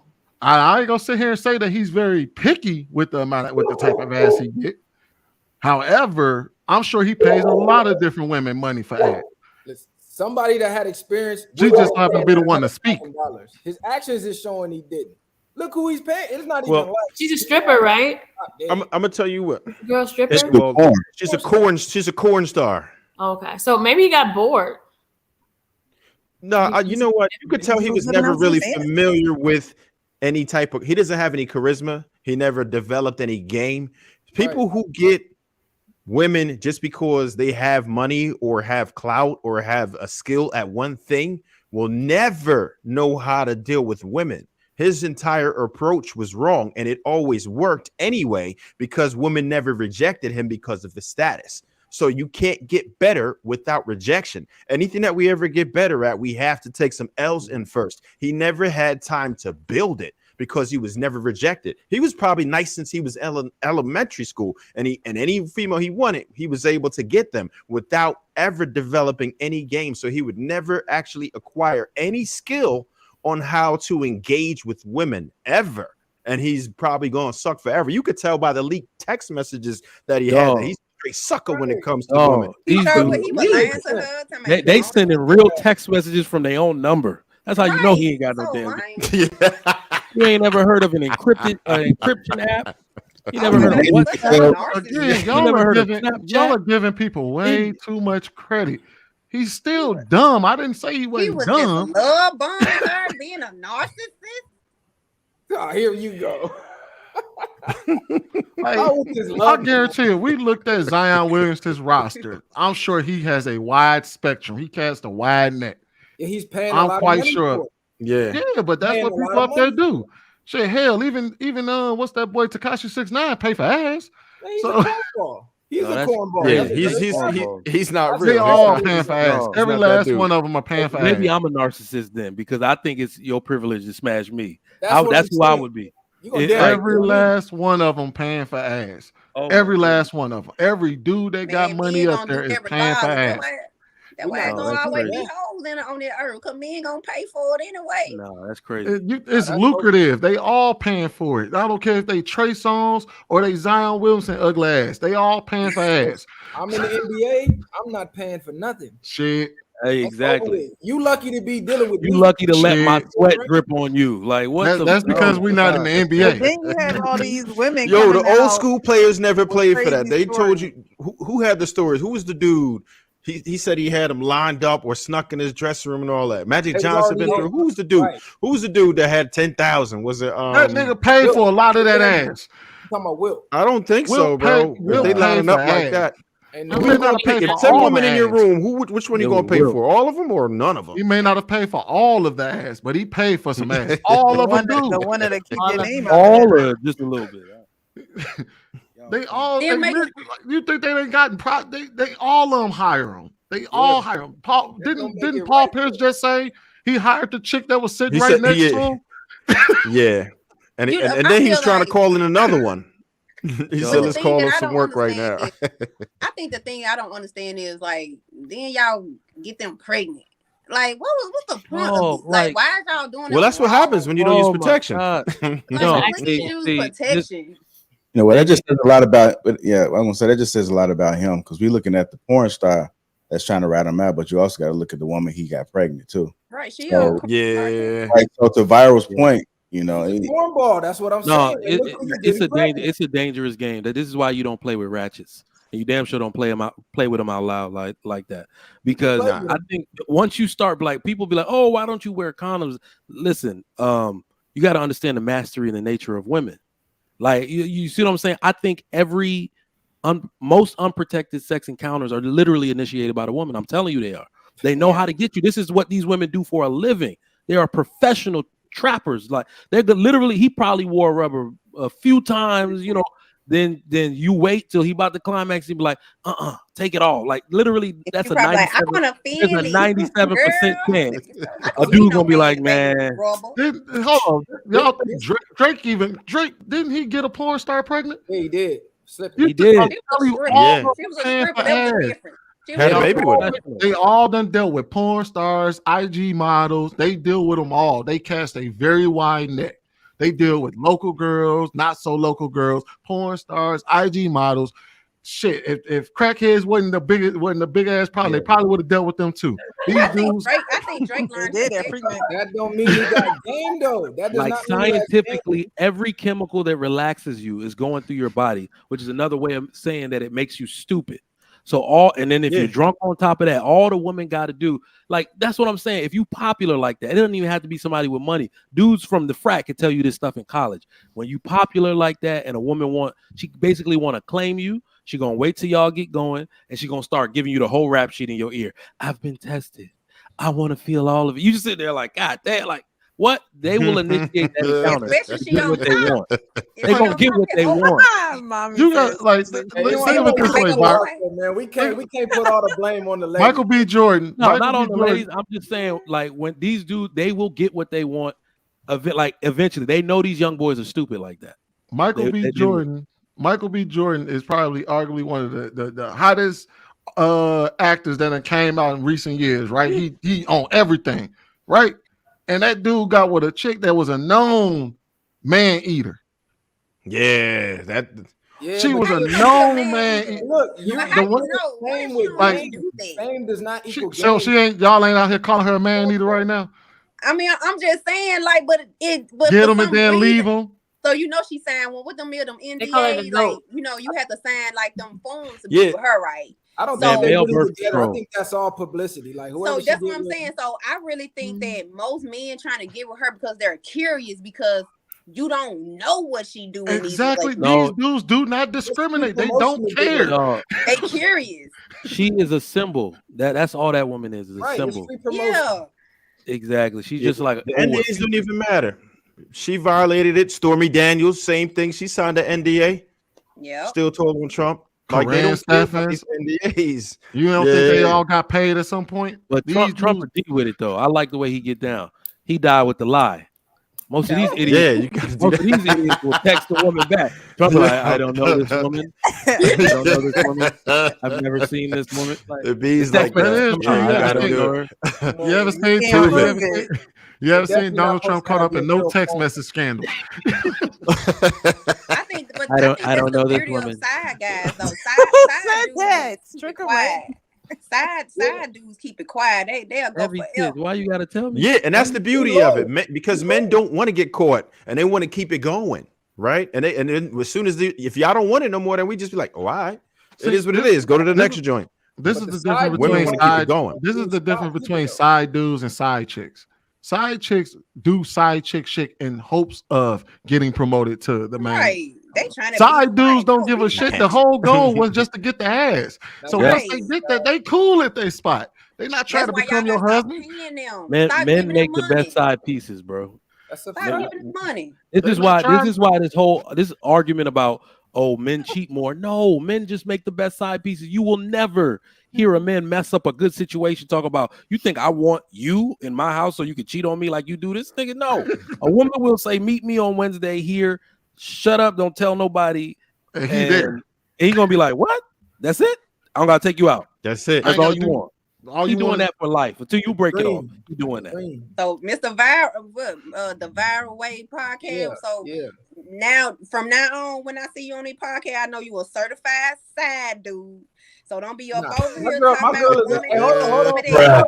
You don't want no wife. Hold on, time out. My girl upstairs watching this right now. So don't be accusations. Hey, that was accusations. Gotta be careful with the accusations, man. You can't. Talking about side dude. Yeah, that was my past life. He's been delivered. I mean, I want to. We're gonna call them side ninjas. They ain't saying nothing. Y'all, like I want to go ahead and squeeze in one more topic, man. We a little early. Want to squeeze in one more topic, and then we'll get up out of here, y'all. Baby, it's midnight early. It's not midnight. You on Central Time. It is. It's midnight on Eastern. It's midnight on Eastern. We're Central when we're hanging with JR. Yeah. Our time zone don't matter. Out here in Texas. Say Texas. There was a video I ran across where he said, "Don't take shit personal. I've communicated with you already." So I'm gonna go ahead and play this clip. Get you guys' thoughts. You giving me space? No, I'm not saying that. What I'm telling you is, if you see me acting a particular way, I'm not going nowhere. I'm just saying how we were rocking hard, super hard. I'm off of my pivot right now. You get what I'm saying? I'm not in my prime in the game right now. I'm getting the cold sweats. I might have been sitting on the bench a little bit too long, so I need a little minute. You get what I'm saying? I need a little minute to rev back on up. I need the Gatorade. I need the power juice. You get what I'm saying? But we still in the game. I'm just saying, when it comes down to me extra being on you, how I'm normally on you, I'm going through my own thing right now, so I need a little bit more time for myself. I'm still giving you time, but I need a little bit more time to myself. So ultimately, I'm not backing off of you, but what I'm saying is, give me a little space here. So if you see me not on you, don't take it personal. That's what I'm saying. So that's not a point in time to personalize it, get defensive, regardless on if you're an emotional creature or not. You need to check that shit. Yeah, that's true. Check it. But is it hard because you're saying you're giving me space? No, I'm not saying that. What I'm telling you is, if you see me acting a particular way, I'm not going nowhere. I'm just saying how we were rocking hard, super hard. I'm off of my pivot right now. You get what I'm saying? I'm not in my prime in the game right now. I'm getting the cold sweats. I might have been sitting on the bench a little bit too long, so I need a little minute. You get what I'm saying? I need a little minute to rev back on up. I need the Gatorade. I need the power juice. You get what I'm saying? But we still in the game. I'm just saying, when it comes down to me extra being on you, how I'm normally on you, I'm going through my own thing right now, so I need a little bit more time for myself.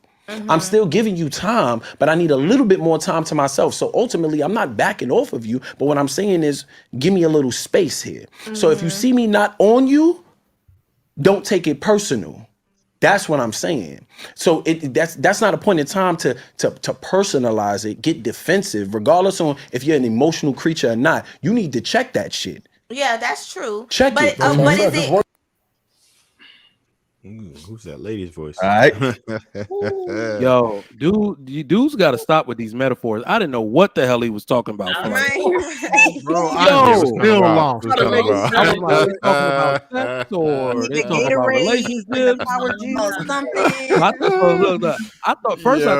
was talking about. I was like, so y'all getting ready for round 2. So you just having sex, right? Then I'm like, oh no, he talking about the relationship. Yeah. I know what he was saying. I though. completely agree with him though. And I think that women should take the time to step back and learn a man in his silence, honestly. I know a lot of women will say, "Oh, I want him to talk," and and like she said in the video, but you said you need space. Get that man some space. Like maybe he just needs some thinking space. Maybe he just needs to figure it out. Maybe he just is taking his time to process. And I think sometimes women, we want men to be so far up our asses sometimes where it's just like he needs his time too to think things out, and don't take it personal. Because if he's not walking out the door and saying, I don't want to be with you no more, then that just means he just needs a little bit of space, and that's okay. We don't have to take everything. I think that's when women turn into little children and we're like, but why aren't you talking to me? And why aren't you laying with me? And we're in the same room, and why won't you talk to me? I say there's never anything. I'm okay with a good awkward silence. It's not awkward to me. It's not awkward to me. Like, you know what I mean? Some people will feel awkward because they're not filling that space with something to say. And sometimes silence is okay. It's okay to sit in silence. It's okay to be silent. But I completely understood what he was saying. And I think that sometimes that is needed for you to know your person, because your person doesn't always have the words right then and there for you. And that's when you have to be a little bit comfortable in the unknown, trusting that the known will make itself known. And it's But how you communicate it's not on it your as well. time all the time. It's how you communicate it as well, because I think if you need space, it's how you let that person know, what's going on with you. You can't just, be on and then the next minute you off and you don't tell them what's going on, and you saying I was having space. I needed my own space, but you don't let them know what's going on. Because it was on the flip side, and a woman wasn't giving a man that affection and that attention, and she just said, I needed space, and she just went and had her space and didn't communicate that with him, it would be a problem. So I think it's how it's communicated to that person. I think this is one of those situations where I hate to use the term modern women so much, but it just fits. It just fits. A lot of them have not been taught anything, or they haven't even been taught to focus on men at all, to understand what things mean, to understand anything about our demeanor and what you have to do. Unfortunately, that's a byproduct of them not growing up with fathers, unfortunately. And so I think a lot of women are trying to make up rules as they go on how they interact with a man based on how they feel, what they want from him in a particular time. And I want this, so you're supposed to provide it for me. I've seen a lot of women learn that the hard way, and it's usually to the detriment of the entire relationship. A dude usually has to go off and say, I need space, or exaggerate that particular, need for that. And then, of course, you're going to hurt her feelings. Now you got to patch her up after, so I think that's really what it is that women weren't really taught how to interact with men, what things mean. He's not isolating you because he doesn't love you. He literally, that's how men process. You gotta think, and especially with me, I don't talk. 99% of my problems are processed with a Corona, a sit down, and a look at the TV. 99% of my problems I learned to fix myself.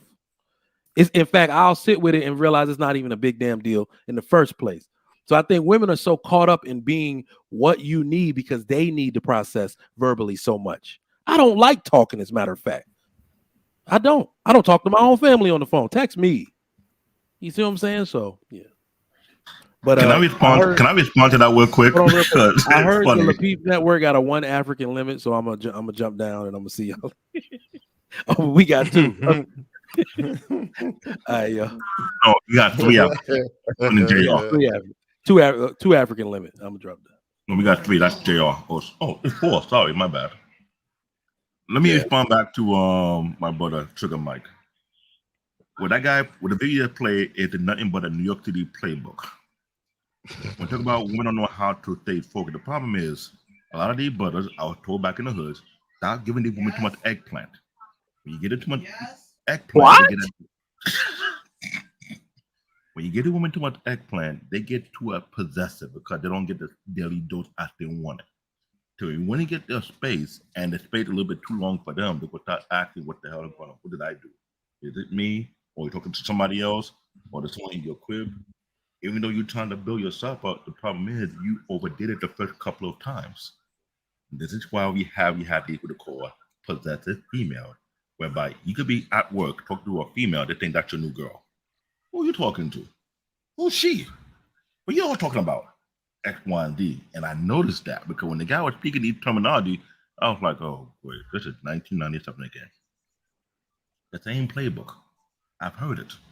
And I know a dude who had that same playbook juggling 4 girlfriends. One in the Bronx, one in Brooklyn, one in Queens, and one in Staten Island. You wonder why he haven't got caught yet. All right. Sprite, what you got? Are you on the phone? Sprite, you there? He's on mute. You muted. We're one. I think he Yeah, I'm might here. be. Can you hear me? Yeah, we can hear you. Can you hear me? Got a delay. Yes. Wait. Okay. The CBN. So the reason why like they don't know about each other because they're all in significantly different sections of the city. So that guy is smart. 2, why do we keep talking about women like they're like aliens, like they're some like other creature? Again, we're different, and in my personal opinion, it's in the West, the reason why you're seeing the problems and issues between men and women is because we're in a progressive society and we're trying to keep up with what is socially acceptable, and it's conflicting with how we are naturally. But women, like, as far as like, an immature woman, yeah, is probably going to be, because like guys, we know what we're talking about when we say, yeah, she's gonna be mad about this and that. That's an immature woman. If you get a good girl, even if you get a good woman under your belt or whatever, if she's younger, it's going to take some time. She's going to have to get over that. That comes with time and age. Again, just deal with women that are worth the time, and you won't have to worry. Like those other problems, these other things that we talk about, they won't be a factor. They won't even need to be talked about, because if you know what to look for, you're not going to deal with those issues. There's going to be bumps, especially when it comes to people's age. I'm younger. I would argue I'm probably the youngest person on the panel. I don't know. But yeah, the younger women are going to take more time the same way that younger men are going to take more time in certain areas. This particular thing, it sounds like a thing where it's immaturity, but it's immaturity to where if someone is worth the time, you can work with it and you'll get over it. And if you're a man, you should deal with the little annoyances that come in life, whether it be from your lady, work, etc. That's all I got for now. All right. I'm gonna say something before I hop off. I just think, because at first when he was talking, I was like, where is this relationship, at? Like, how long was this relationship going on? I thought at first I was thinking that he was talking about like you just getting to know someone and you kind of like, stop talking to them or something like that. But anyway, I just feel like if you having an argument with your partner, man, woman, however y'all want to say it, I just don't feel like a woman should just try to make him like talk to her after they just had an argument. I just feel like it's time to kind of like go in another room or this and that. I hate when my friend girls do that to their men. Like, y'all just had a big argument. Why are you trying to like let him cool off? Like, go do something else. Go wash some clothes or something, and then let him think about it. Like, I feel like a lot of women don't let men think about it and process the argument that they probably just had, which probably be silly at the end of the day. So I just really feel like it's all, and I just feel like you shouldn't even be with nobody. That's why, like, they would do that, and it would, if it's stressful to even have a what it is, I don't know. I'm sleepy, Jr. I'm finna drop that. Like I said, that's what it is. It's the eggplant. It's brilliantly explained. It's the eggplant. What Well are you done. saying? I do believe what CBN is saying for some women, because let's just say Penny, right? you kiss me or whatever, we go together, right? So that's that possessive type of nature that we as women have because we're more emotional that way. We're just more emotional that way. So it's like when the man ain't talking to us, you know, we think it's connected to a sexual type of thing when in reality he not even thinking about sex. You know, he's not even thinking. He could be having work on his brain or, you know, issues at his own home or whatever on his brain. So I can, there's some women who get stigmatized and they cannot separate reality from the euphoria of having sex with this man. You know, they can't. I think, so I can understand what you're saying with that, but I think there are also some women that just don't understand men and that they don't want to. They're committed to misunderstanding men and thinking that when men are silent, that they're mad at them, they don't want to be with them anymore. They, you know, they're over them when it's just he just needs some thinking time, some quiet time. He just needs some quiet time. It's misunderstanding. I have to disagree. I don't think it has anything to do with these women being stigmatized. That ain't what they was doing. That ain't what she. If your woman came in and started fussing at you because you ain't giving her enough time, it ain't got nothing to do with dick. She wanted you to talk to her so she could tell you all what happened at the office, and she want to sit here and talk your head off, and you over here thinking about your job like, damn man, I gotta pay such and such tomorrow, man. I gotta go across town because I'm driving trucks and I won't be on the road for 8 hours tomorrow. God damn, man, what am I gonna eat for lunch? And she like, oh my God, why aren't you communicating with me? I really want to talk to you. She ain't stigmatized. She want to talk your damn head off. But some women do get sexually frustrated. And then rub her feet up against yours and put her cold feet on your back and have you hold her. That's what it really is. It ain't got nothing to do with dick. What? We need hold on. If I'm having an When argument, she comes to you, though, I'm feeling kind of kinky. No, not tonight. What happened after that one? That happened. No, they always wait until you're doing something. Wait until you're doing something. See, Mama, and when that happens, she confessed it just now. She just and when that happens, it ain't got nothing to do with dick. It's how dare you deny or turn me down. You know you want this. And you be like, how dare you care about something else that may be more productive and beneficial for us as a group? Right. Over when I want to tell you about what happened at the office today. That's how dare you ignore me today? Like you how care. dare you want to watch? No, that ain't like mine. I wanted what I wanted. So when I want to talk about my day or this and that, I just feel like you know, especially if we had an argument or whatever. Let me go back to that. And I ain't gonna lie, if I take a shower, he in the bed, he can be still mad, but get the touching and this and that, baby. We're gonna talk about that after we got done, after I go make that little sandwich, after we some tacos, after we done did the do. We can talk about it. You just confessed after He you don't got want to done. listen to You're gonna bring it back up. Notice what she just did. She used the cat for attention. The other kind of attention. It wasn't because she was stigmatized. She wanted to talk, and she gonna come in and say, "All right, since I want to talk, I know if I can get him to talk to me." They don't even be wanting to talk. It's the audacity or put their feet on your back, or not like choosing to talk to them drain first. That's what it is. Men gotta drain it. He had a rough day. He probably had a bad day at work. It needs to be thinking about draining his balls. He trying to Wait, watch every the game. single day. Yeah, say every single day because I'm telling you right now, I work every single day. I'm married. I'm telling you, sometimes when I come home, if she want it, I'm telling you right now, I'm not always. Keep it a buck. Anyone who's married, you already know I'm not. Sometimes it ain't. Be careful. Nah, I don't believe in that. They got the blue chew now. I don't believe in that. That would be careful. If my wife want it, I mean, I gotta, your brain might be you have to do. It's your duty. It's your duty. You have no choice. I agree. That it is my duty, but I'm saying I'm your drink. The When you get tipsy, she take control. Right now. Be careful. I know. Yeah, it's been plenty of times where I was like, "Yeah, baby, I'm tired," and then that changed. Oh, it's like she spike your drink, you spike your food. You're too young to be tired. You're the youngest one up here. You too damn young to be tired. I work all day. We got the baby, the dog, the cat. It's a lot. It's a lot. Well, I'm newlywed. I've been married under 5 years. Like I'm give me a break. Like it's no, but that's real talk. Mommy And three know sometimes she y'all, Give me a piece of that women, Kit Kat bar. That's what I'm gonna break you on.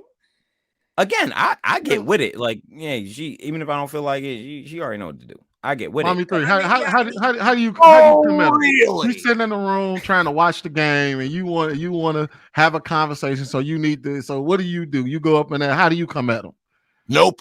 She's sitting in his lap saying, Yeah, in her drawers. That's what they do. They wait. sit in You his do She lap. want to walk past the TV half naked, talking about You some. be chilling. Hey, Yeah. They bend over at a perfect 90-degree angle. Yeah, they know. Yeah, it's kryptonite. It's not much. She wear a pair of underwear that you've been against wanting her to that. wear for 6 months. She ain't worn them all 6 months. They gonna come in there with the drawers on. I'm trying to watch the Bulls lose in the playoffs, and here you come sashaying in front of the TV. Bra that you like. Look, okay. Sometimes the Pajamas that you like. feminize. Sometimes, especially if that's your man. I just feel like if it's your man, you got. I mean, right. It's fair game. That's your household. No That's one's your saying that business. you're necessarily wrong for Yeah, feeling a yeah. type of way. What we're saying is that there are times where it is very inconvenient and drawling, and then no matter what, it's basically putting a gun. It's a loaded statement. You put a gun to our head because it's like, oh, I mean, hey, if you don't want no pussy, you don't want to spend time with me, and it's like, well, no, I'm not. I don't hate you. Say that. Like, you don't have to. That's how they word it. They be acting like, exactly. oh, No, that's what I'm saying. Like, I agree with you. They try to. You gonna come? I'm trying to watch the game. You gonna come sashaying in front of the TV, and when I say, "Hey, I got you in a minute," after it's halftime, I'll be in there in 2 hours. Oh, you don't want to be with me? No, I didn't say that. See, I don't do no stuff like that. That's just nagging. They don't make your dick go up, all that. Nah, I'm gonna put it like this. When we in the bed and we chilling, everything good. The game is off. We in that bed. Hey, that for a game. I can dig it. That's one thing. I'm talking about when you in another room. You in another room, you got your Cheetos, you got your beer, you chilling, you just got off work. You trying to watch the game. Oh no, Yeah, right. Mommy three walking in the room with the lingerie on. No. No, what Mommy P is saying. Exactly what Mommy P is saying. When we get to the bedroom. No, what you So, saying? y'all, let me get chaotic in there, y'all. Chaotic, what's going on, bro? I'm all right, JR. Thank you guys for allowing me on. I was live streaming for almost 8 hours today. I did a double header. I did 2 shows today. Before I get into the topic, I would just like to ask politely. I'm going to start with CBN and Sweeney. Of course, the darker the panel, the more likely that I will get cut off. So I'm going to ask the darker blacks first. Please allow me to speak without cutting me off. And then to the other blacks, the lighter complected blacks like Spro, please. I know you probably won't cut me off because typically lighter complected people and white people don't cut me off. But I would like to talk about JR. Can I talk about the Zion Williamson topic first, real quick? Go ahead. Okay. Hey, chaotic, for real though. Before you go ahead and get started, you're proving him right. Jesus. K.I., what complexion am I? I'm brown paper bag. I'm like right. Oh, you walked I away. didn't read the back chat. I didn't say a word. Not to tell you from him right. Now I have to interrupt him to back up. Thank you, JR. I sat here for 20 minutes and listened to you blacks talk, and I was quiet and respectful. So hopefully you guys will. Good night, y'all. Come on. You ain't read the back chat, chaotic. I'll wait. Okay. Many years ago,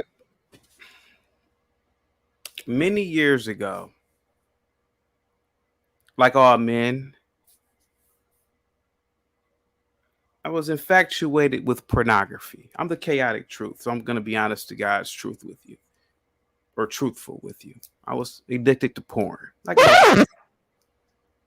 Mariah Mills was in her 20s when she first gained a little bit of stardom. I contacted her.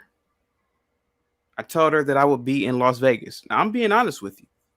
This is not a troll move. This is a honest to God story. If I'm not mistaken, this was about 2016. And a lot of these pornographers, they are with companies. Whether it's Bang Bros, and I don't want to name the rest of the companies because that's pretty lewd and lascivious. But I reached out to her. And she had her number readily available because she does escorts as well, or she did escorts in 2016. So I got on the phone and I called her. She picked up the phone, and I'm not BSing. I said, hey, Mariah, my name is such and such. I'm going to be in Vegas. I would like to spend the weekend with you. I shit you not. Can we curse over here, JR? I don't know. I haven't been to the Thursday shows in a long time. I shit you not. Verbatim. 7 years ago. This is what she said. $500 for the weekend.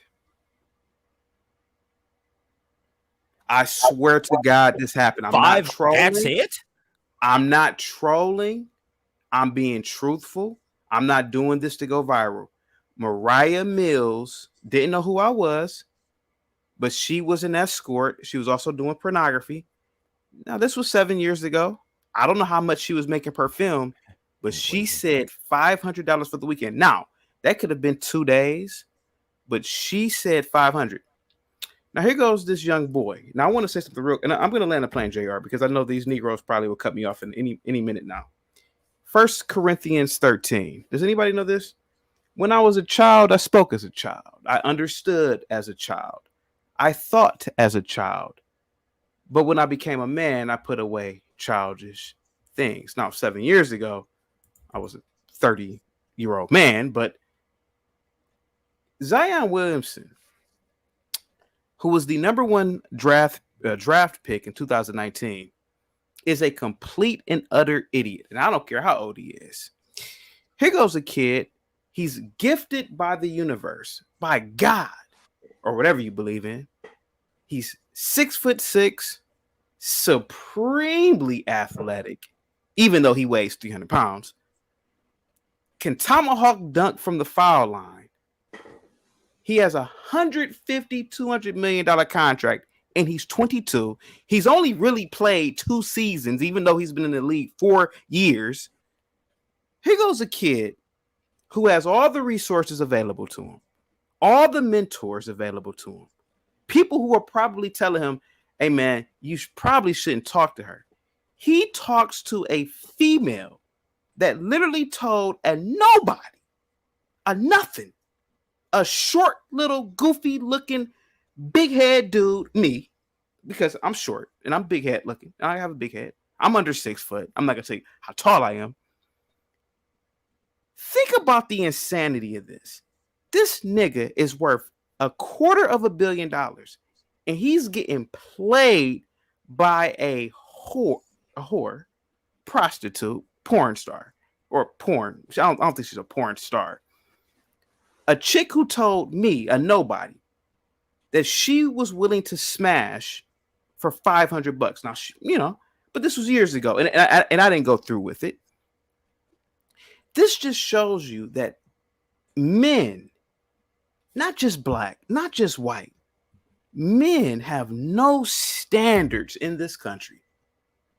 Now look at this. That chick might be pregnant, and God forbid if she is, because now this idiot has to pay this prostitute, this porn star, millions of dollars in child support, because that's what she's gonna do. He's not gonna marry her, and she doesn't want to get married. She wants that child support. A chick who's 10 years his senior, she's what, 32, 33. This is an old hag now.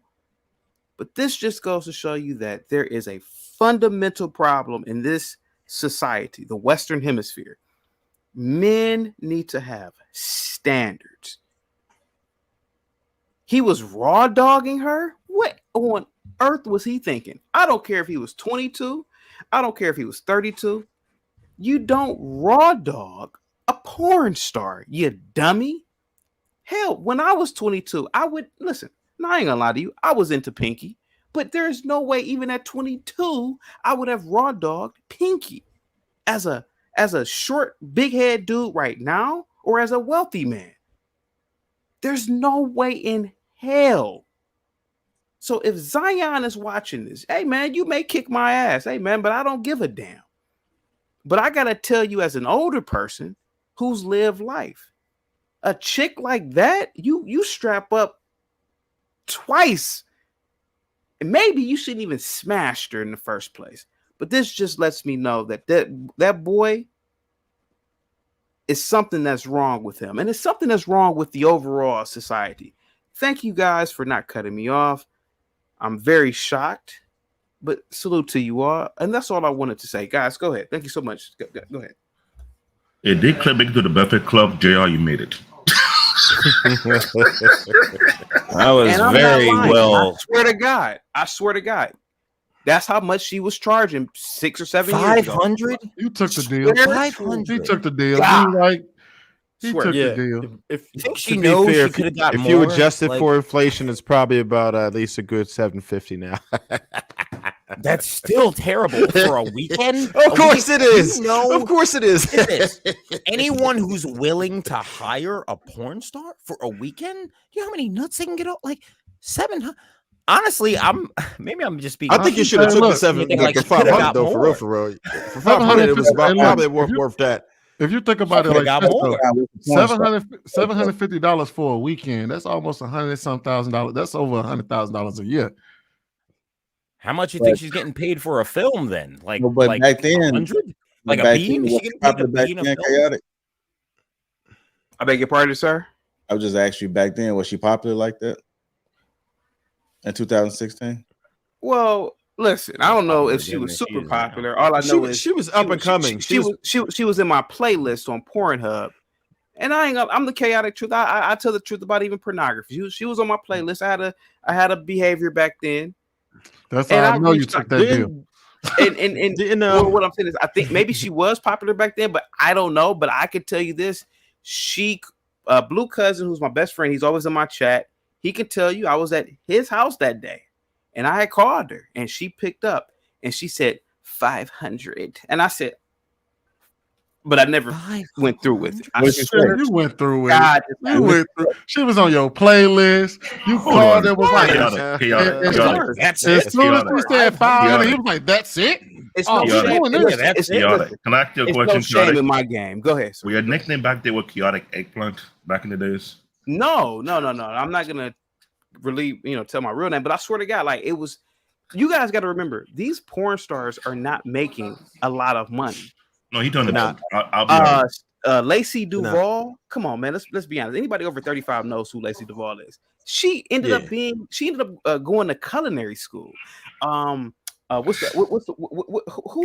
the Mount Rushmore right now? Jasmine Cashmere. Come on, she's a truck driver now. Yeah. She's a truck driver. Cashmere is a truck driver now. She's a truck driver now. These porn stars are not making Skrilla for real. You know way too much about these porn stars. That's why they trap. That's why they trap the way they do. I text guy. I know looking on the back end, but I'm not gonna think about it. Maybe the back. Think about 7 years ago. Think about 7 years ago. Mariah Mills was a nobody. Is it plausible to believe that, hey man, maybe she was charging $1,000 a weekend, $750, whatever she can get? I mean, if you get $1,000 a weekend, that's what $52,000 a year. These women, these porn stars are not making any type of bread. You get high level pornographers, but most of these people are getting played and exploited by the industry. Just like just like the other day, I had I'm going to end it, JR. Just like the other day, I had an argument with people on my panel. They said that Jada Pinkett got millions of dollars to being set it off. I said, are you out of your mind? Jada Pinkett didn't start making money until she married Will Smith. That woman is not. Somebody said, "Oh, she got 4 or 5 million for being in Juice." I said, "Well, not Juice. What? What's the movie? Poetic Justice. Poetic Justice. Yeah, I'm like, Poetic Justice barely made even. That woman probably got $25,000 for that little side role that she did. Everybody We are brainwashed as sheep. People who are not in Hollywood, who are not in the music industry, to think that these people are making money. Miguel, who played Joanna Man, remember? What was he doing during COVID? He got caught stealing groceries. These people are not making money. So it's This plausible. I'm telling you, I'm not lying. Mariah Mills said on the phone $500 for the weekend. He telling the truth. With adjusted inflation and all that stuff, it may have been $750. And think about it. Most people aren't making $750 for 2 nights of work, even working a job. Come on, let's be honest. I mean, think about the guy from Power too. You know, the guy from Power said that he was broke while he was doing Power. yeah. He had a lot of money. As a tech guy, trust me, he's telling the truth. I'm not gonna tell you why right now. Actors are contractors. You know? The production company is Starving making, artists is a thing. The production company is making 90%. Period. Point blank. Unless you're like a big name, like Will Smith, you do a blockbuster in the billions. Yeah, you're in a $1 billion film. Trust and believe you're a real millionaire. But if you're in a film, or you're part of royalties. Yeah, but if you're in a film that grossed $2 million, but the budget was $4 million, you probably made $50,000 at the most for that film. Let's be honest, they got to pay all the other looked actors. at as a failure. It's looked at. Yep. The You got to movie pay is your looked at agent as a failure. They were If you don't talking even make your lawyers, if you don't make, I think like half of what plus the return was. Like you got to make what you put in plus at least half and/or like 75% of that. The movie's a failure. So I'll say this: yeah, they don't get, and actors are contractors. Yeah, we gotta get final thoughts, y'all. Final thoughts. I'm gonna say a couple more things to get up out of here. I'll make it quick. Final thought: Zion is a complete idiot. He completely didn't come through because I had to be with chaotic too. When I saw and I heard that the first time, saying, "Congratulations, you played yourself." That I don't know how you do that because he did this from John Morant with the all of a sudden it's a toy gun now. Really? Like, is the young black generation that damn super stupid? No, I just think they just being like everybody else. I mean, you just don't hear about it. A lot of people just being stupid every day.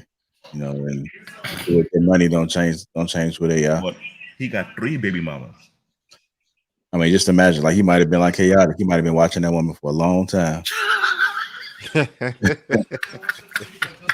You know, whenever you come and that one Number one fan. Chaotic. Nobody at 24 is watching Mariah Mills. Not now, but back then, this chaotic court, he should be blamed for this.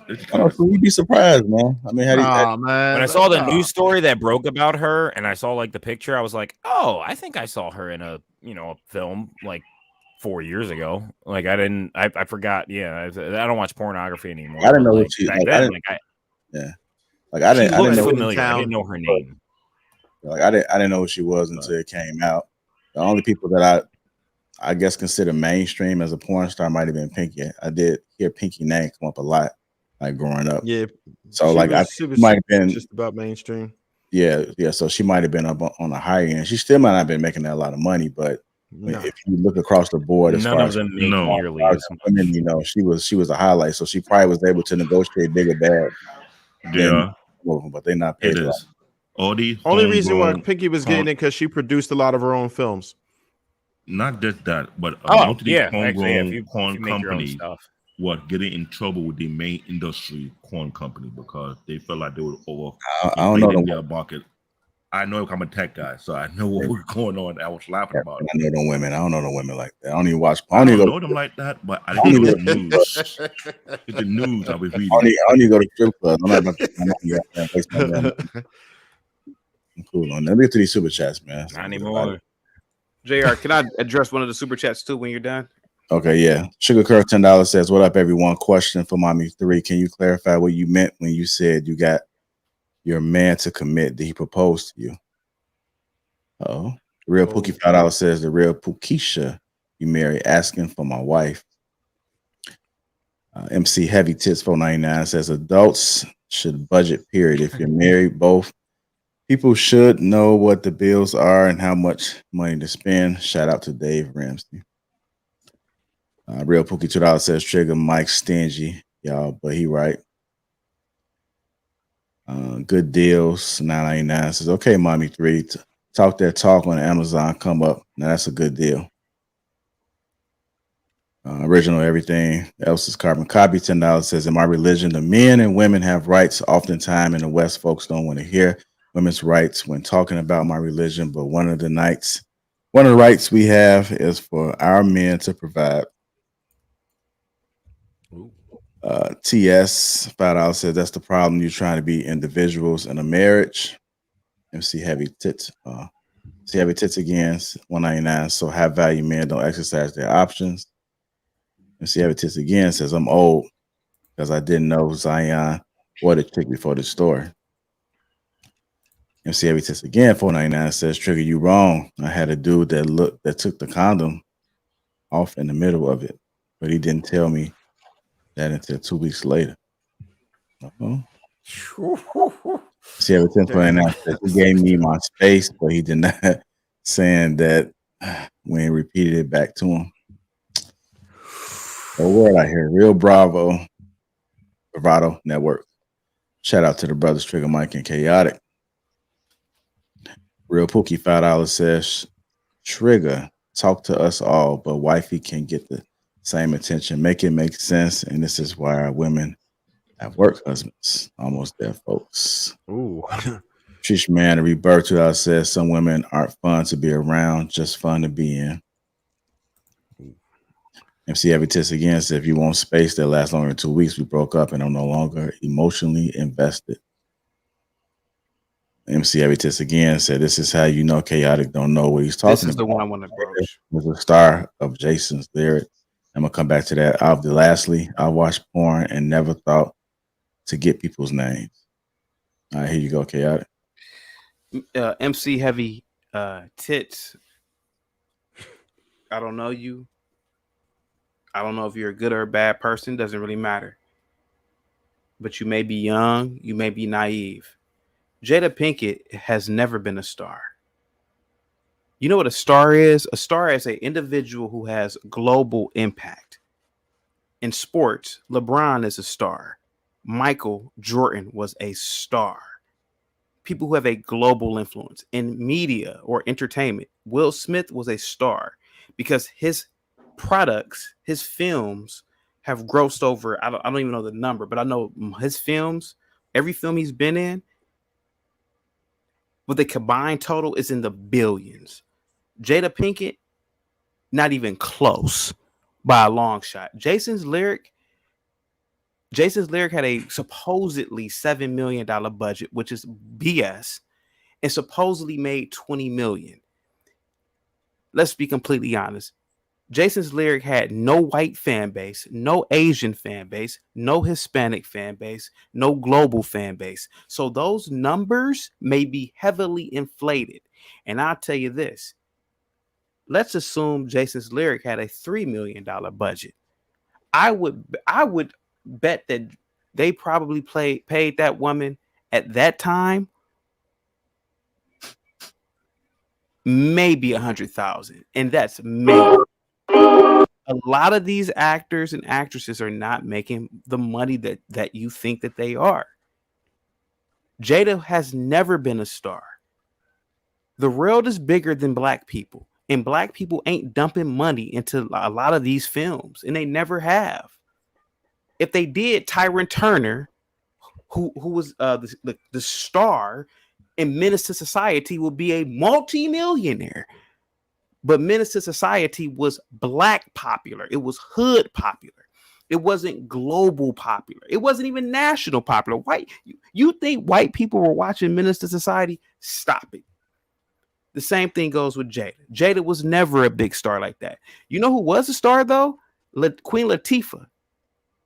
Set It Off. Wasn't nobody watching Set It Off because of Jada. They were watching it because of Queen Latifah. She had the stardom. She had the juice.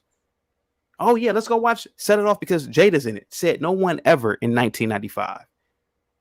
I watched Set It Off because of Bone Thugs and Harmony was on the soundtrack and because of Queen Latifah. So Jada was not the star. I mean, she may have been the star of Jason's lyric, but nobody watched Jason's lyric other than hood niggas. Let's be completely honest. Jason's Lyric was nothing more than a 1994 Tubi movie. Let's be honest. I'm not trying to dog it. But MC Heavy Tits, you're wrong on this one. The only reason why we know Jada is because of Will Smith. You know why we know Will Smith? Because Will Smith had blockbusters. I don't know how old you are, but I was a kid in the 90s, and I can tell you, Independence Day, Men in Black were billion-dollar films. So obviously, they're going to pay the star of that movie 15, 20, 30 million. Hey, this movie made $2 billion. Let's get that nigga $30 million. That's peanuts if you made billions. But if your film is only making $20 million off of a $10 million budget, man, you'll be lucky as the star actor to make $250,000. Let me tell you something real quick, because I don't want to ball off the top. Yeah, that's a favorite word. Real quick, people always say. I'm going to be real quick with this one. Star Trek is a $1 billion industry. They've made all types of films. They rebooted their films in 2009. Chris Pine, who has a family of actors, he played Captain Kirk, the character. MC Heavy Tits. You know how much money they paid him?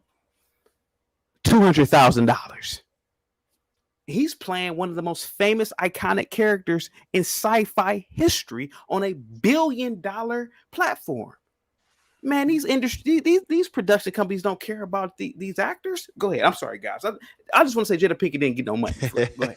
Yeah. Okay. All right. Let me get to a couple of super chats came in real quick. I've been drinking tonight. I'm sorry, JR. I'm sorry. No, that's all good. My apologies. $2 says you missed my other super chat. It was auto starring, so I don't know how I missed it, but my apologies. Hawaiian Cowboy $5 says, why you ain't call Sky Black Chaotic Truth? She too dark. Oh, Sky. Nah. Can I ask that one?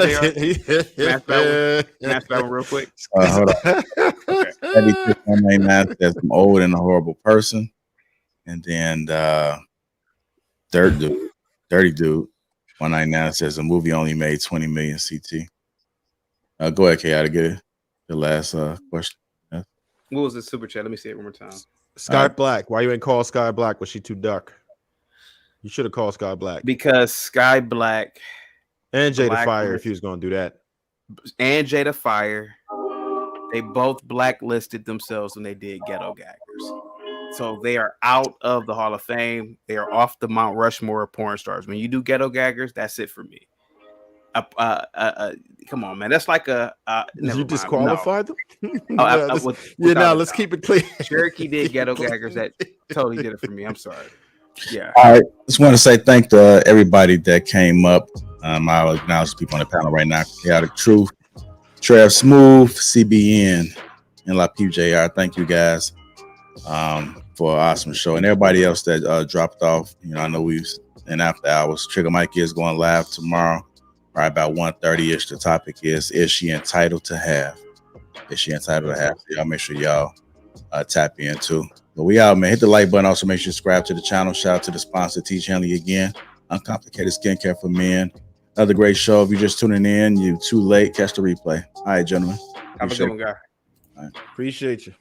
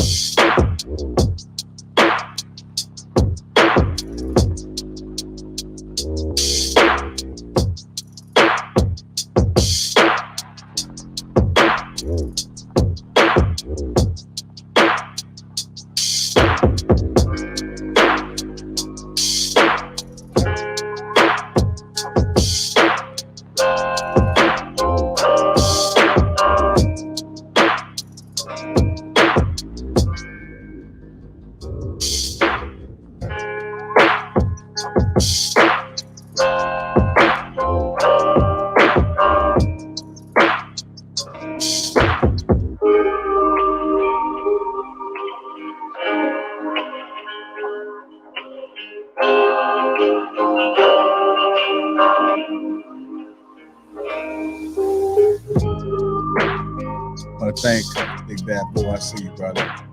Appreciate all the support and the love. Twizzy, Green Gang, Treehouse. My apologies for missing that. Super chat. Salute to you, Green Gang. George World, thank you. Good job tonight, Precious.